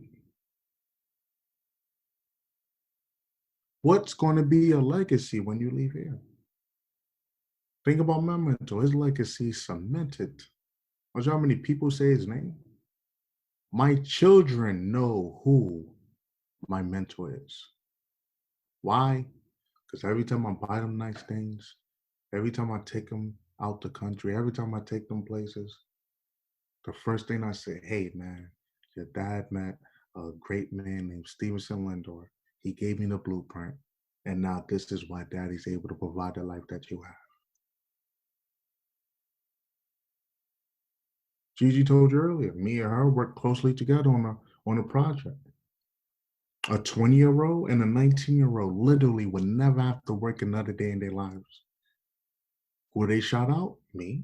Who they shout out? Gigi.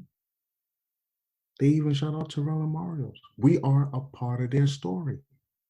So our legacies will live on forever within their family.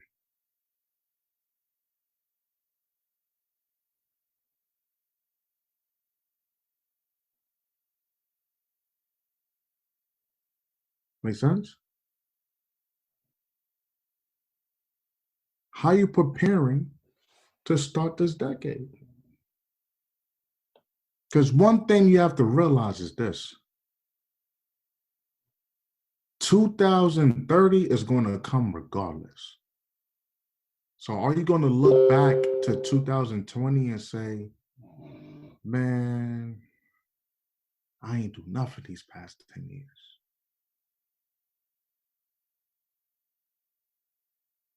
Or are you going to look back and go, these last 10 years was amazing. Every obstacle that got thrown my way, I prayed for some strength. I kept my head held high. I celebrated myself through the ups and downs. And I've accomplished everything that I said I was set out to do.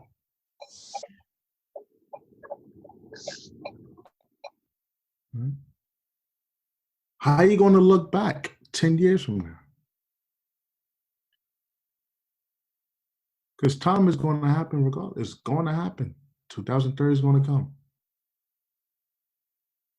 How are you going to look back? You see the state that you're in now. Me, in 2010, I wasn't doing so well. 2011, I wasn't doing so well. 2012, I wasn't doing so well. 13, nope. 14, but I was 89, 25. I bet 14 is when I first got introduced to there's a different world out there. What I mean by that is people who's making millions of dollars being an entrepreneur. I didn't even know that was even a thing. 14, I made a promise to myself. Man, by the time I'm 30, I'm not going to be working for nobody. Did I know how I was going to do it? Who knows? I made that promise to myself in 2014.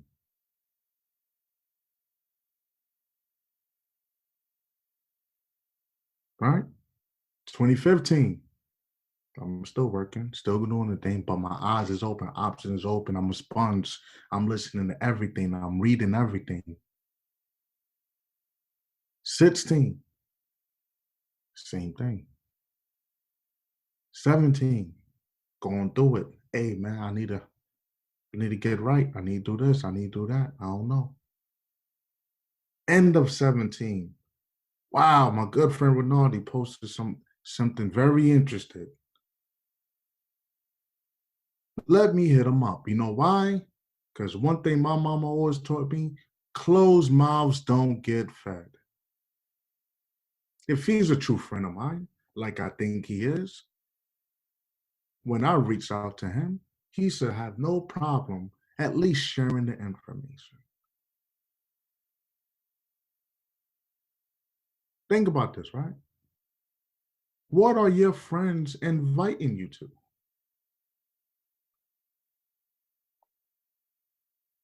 Let that sink in. What are your friends inviting you to? How many times are you going to go to the bar? How many times you gonna go to the club? How many times you gonna go to a party? What are your friends inviting you? Now, doesn't mean that, hey, they're bad friends. But what are your friends inviting you to? Gigi's a good friend of all of us. What's he do? He invited us to ForexNChill to learn how to make money and secure your family's future. December 2017, didn't have enough money to even get started. Only had 2018, 19, and then the new decade. 2018, oh my God, life has changed. Why? Because once again, closed mouths don't get fed. Saw a man that I admired. I didn't have ego, because ego simply stands for edging God out. I liked what he's doing. Some of us guys, sometimes we got too much pride. And I can't ask the next man for help. I'm a man.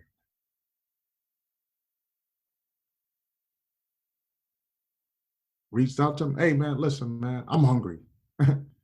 I can't be waiting on other people to tell me when to make money. My family needs this. You serious? Okay, I'll take underneath the wing. Oh, have life had changed ever since. Few months later into 2018, Mama, you never have to work again.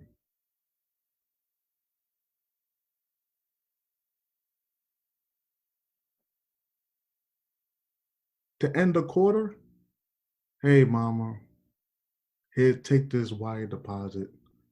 Enjoy that beautiful home that you want.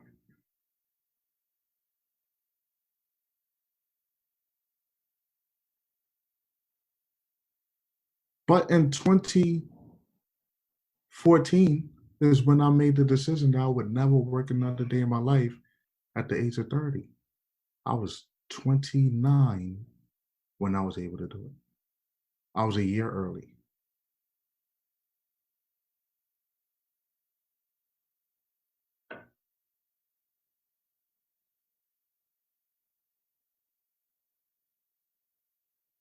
I started off the decade not knowing what the hell I was going to do. It took me 4 years into the decade knowing what I was going to do because I shook somebody's hand that said, hey, man, if you come up to this, I got some information for you that could possibly change your life.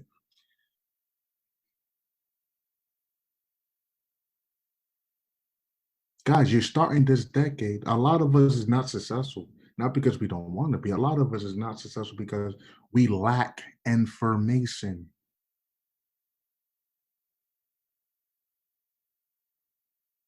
A lot of you guys got great info right now. You could do a lot. You have some great people in your corner. A lot of you guys joined Mario's channel. A lot of you guys joined Terrell's channel. A lot of you guys joined my channel. A lot of you guys was already connected to Gigi.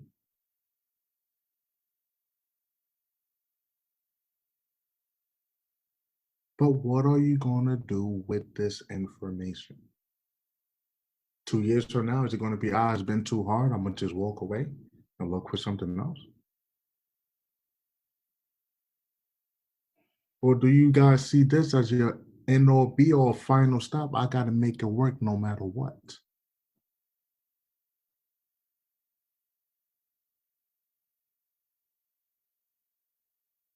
If you just do this one simple thing, I challenge everybody to do this. Hope you're taking notes.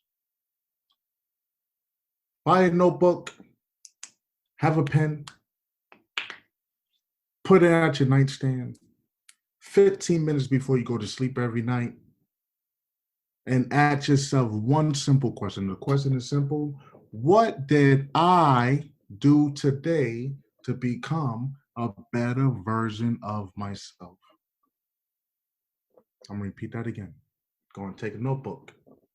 You're going to write one question on it. That's the only question you're going to ask yourself over and over again every night, 10 to 15 minutes before you go to sleep. Mind you, it's 24 hours in a day, and I'm only telling you to take 10 to 15 minutes out your day to ask yourself one question at night. what did I, or what did blank, whatever your name is, what did Clint Millien do today to become a better version of himself? And then you're going to list everything that you did. It could have been, hey, you know what? I read for 30 minutes. Think and Grow Rich. Hey, I hopped on Gigi's call for how long we've been on? 18 hours. Hey, man, I marked up 25 charts today. Now, if there's a day that you had a lazy day, which is perfectly fine, we're human beings, right? It doesn't even have to be lazy. It could be something simple that you're celebrating your kids. Why? Because your kids made the honor roll. Hey, I'm taking you guys out to dinner today.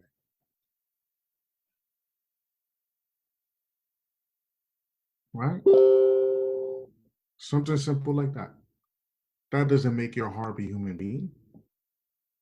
You're gonna, when you ask yourself that question, if you didn't feel like you did anything, you're not gonna leave the page blank. What you're gonna do is write a list of all the distractions that you had for the day. I'll repeat that again. You're gonna write down a list of distractions that you had for the day.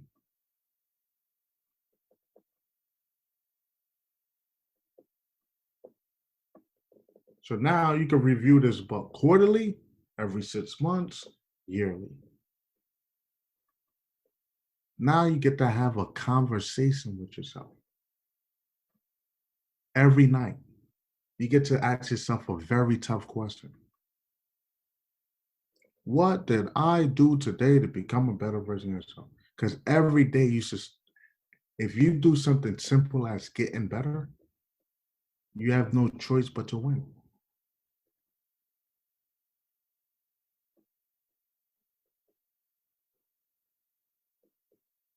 No choice. Because currently you are here and you're simply trying to get there. I'm going to repeat that again. Currently you are here and what you're simply trying to do is get there. Here is your current state. There is freedom. Whatever freedom or success mean to you. Right? The word here is in both words.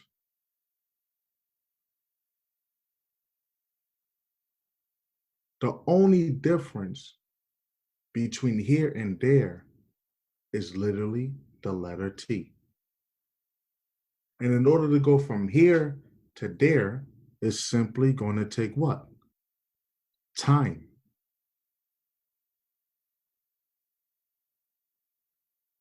So time starts with the letter T.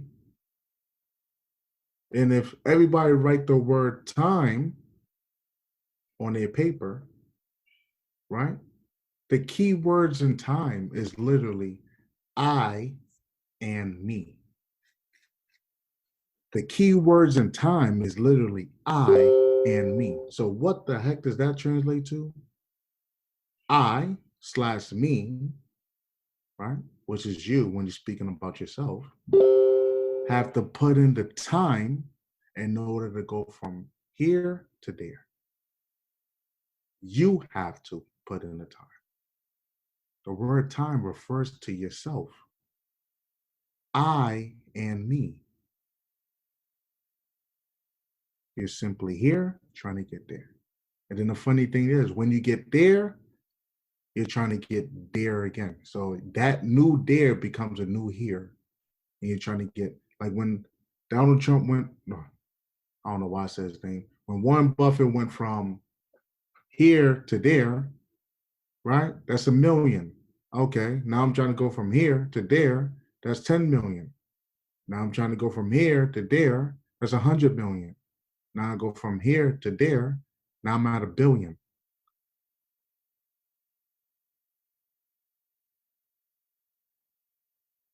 Does that make sense? But the word time is I and me. Have to do it. So do everything in your power. Pray for the strength that you need, the vision that you need for the right people to be there. Put in the work, plant the seeds now. Your job this year is to do a minimum of planting seeds. Planting the seeds. Once you start planting the seeds, start planting stuff, putting stuff in the right places, your job is to then put in the work. What's that equal to? Water, water, watering the seeds. What's that equal to? Making sure them seeds get water and sunlight, water and sunlight. And then eventually what's going to happen? Stuff going to start busting through. The next thing you know, what's going to happen? You're going to have a whole garden. Know the term, fruits of my labor? Right? Fruits of my labor. And who get to enjoy the fruits of my labor? You and your loved ones. Plant the seeds. Once the seeds is planted, put in the work. Easy. Water, boom. Once you plant the seed, they don't just grow like this. It takes water, loving, and caring. Do that. Then eventually you're going to be like, wow, look at all the stuff I have around me. Now I get to enjoy the fruits of my labor. Okay, guys, any questions before I end this call? At least on my end, not end the call. I can't end the call. It's TG's job. Thank you so much, big bro. That was great. All right. Anybody got any questions? Clint, what nights are you guys doing the training on your Telegram now? Thursdays, 8 p.m. Eastern time. If I'm a little late, it's definitely by 8:30 I'll be on. So from 8 to 8:30 p.m. Eastern Thursdays, I will be back full time starting this week. I just wanted to be my first public appearance to be with Gigi. I appreciate that. Did everybody make it into Clint's Telegram? If not, you want to make sure you get on before we end the call because he's going to be giving some free training Thursday night. Everybody good? Everybody made it in? You post both of them? We can post the other one in the interactive chat. All right. So once again, guys, Gigi, thank you for having me on your platform. Blessed to know you. I know your heart is in a good place. Truly happy for you, and I'm actually super excited to see how much you have grown, not only as a trader, but as a leader, as a mentor, as everything across the board, man. So, guys, anything's possible. Use people like me, Gigi, Terrell, Mario's as we're walking testimonies. Use us, because all of us had our crazy beginnings, and look at the success we're having now. Especially me, right, guys? Look at my story. If I can make it out of that BS, you guys can make it out of whatever situation you're currently in. Gigi even had somebody on that I didn't have the pleasure of meeting yet, but I heard a story. This man made money from jail. He learned how to trade Forex with a pen and a piece of paper. And you guys got laptops and you're making excuses. And he made $32,000 that year in prison. He's a very good friend of mine. Let that sink in, guys. Remember, there's two types of people in this world. The people that look for excuses to not make something happen. And then there's the people that use their situation as a reason why they need to make something happen. Okay, guys? Oh, yeah, another thing. Other than that, we have nothing but free training on my side, Terrell's side, Mario's side, and of course, Gigi's side. So I appreciate you, Gigi, and I'm going to give the floor over back to you. Anybody missed the links? Grant usually posts them along with the video on YouTube for ForexNChill. Since it's this weekend we went twice as long, he's probably going to need more time to get it edited and uploaded. So don't rush him. We usually take Saturdays to relax and family time. The video will be uploaded. Special thanks to Grant in advance for always holding down and helping with these sessions.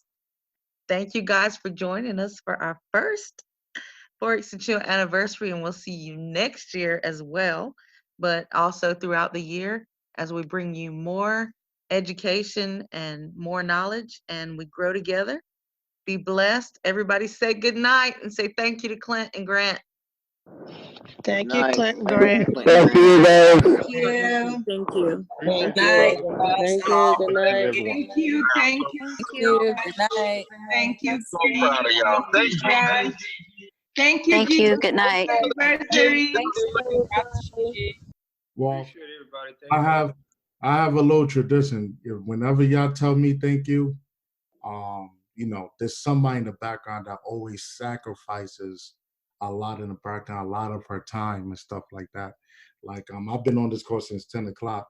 So I would like everybody to say thank you to my wife, because without her and not behind me, to the side of me, without her, I wouldn't be doing a lot of the stuff that I'm doing today. So everybody say thank you to Jacqueline Millien. Thank you, Jackie. Thank you, Jacqueline. Thank you.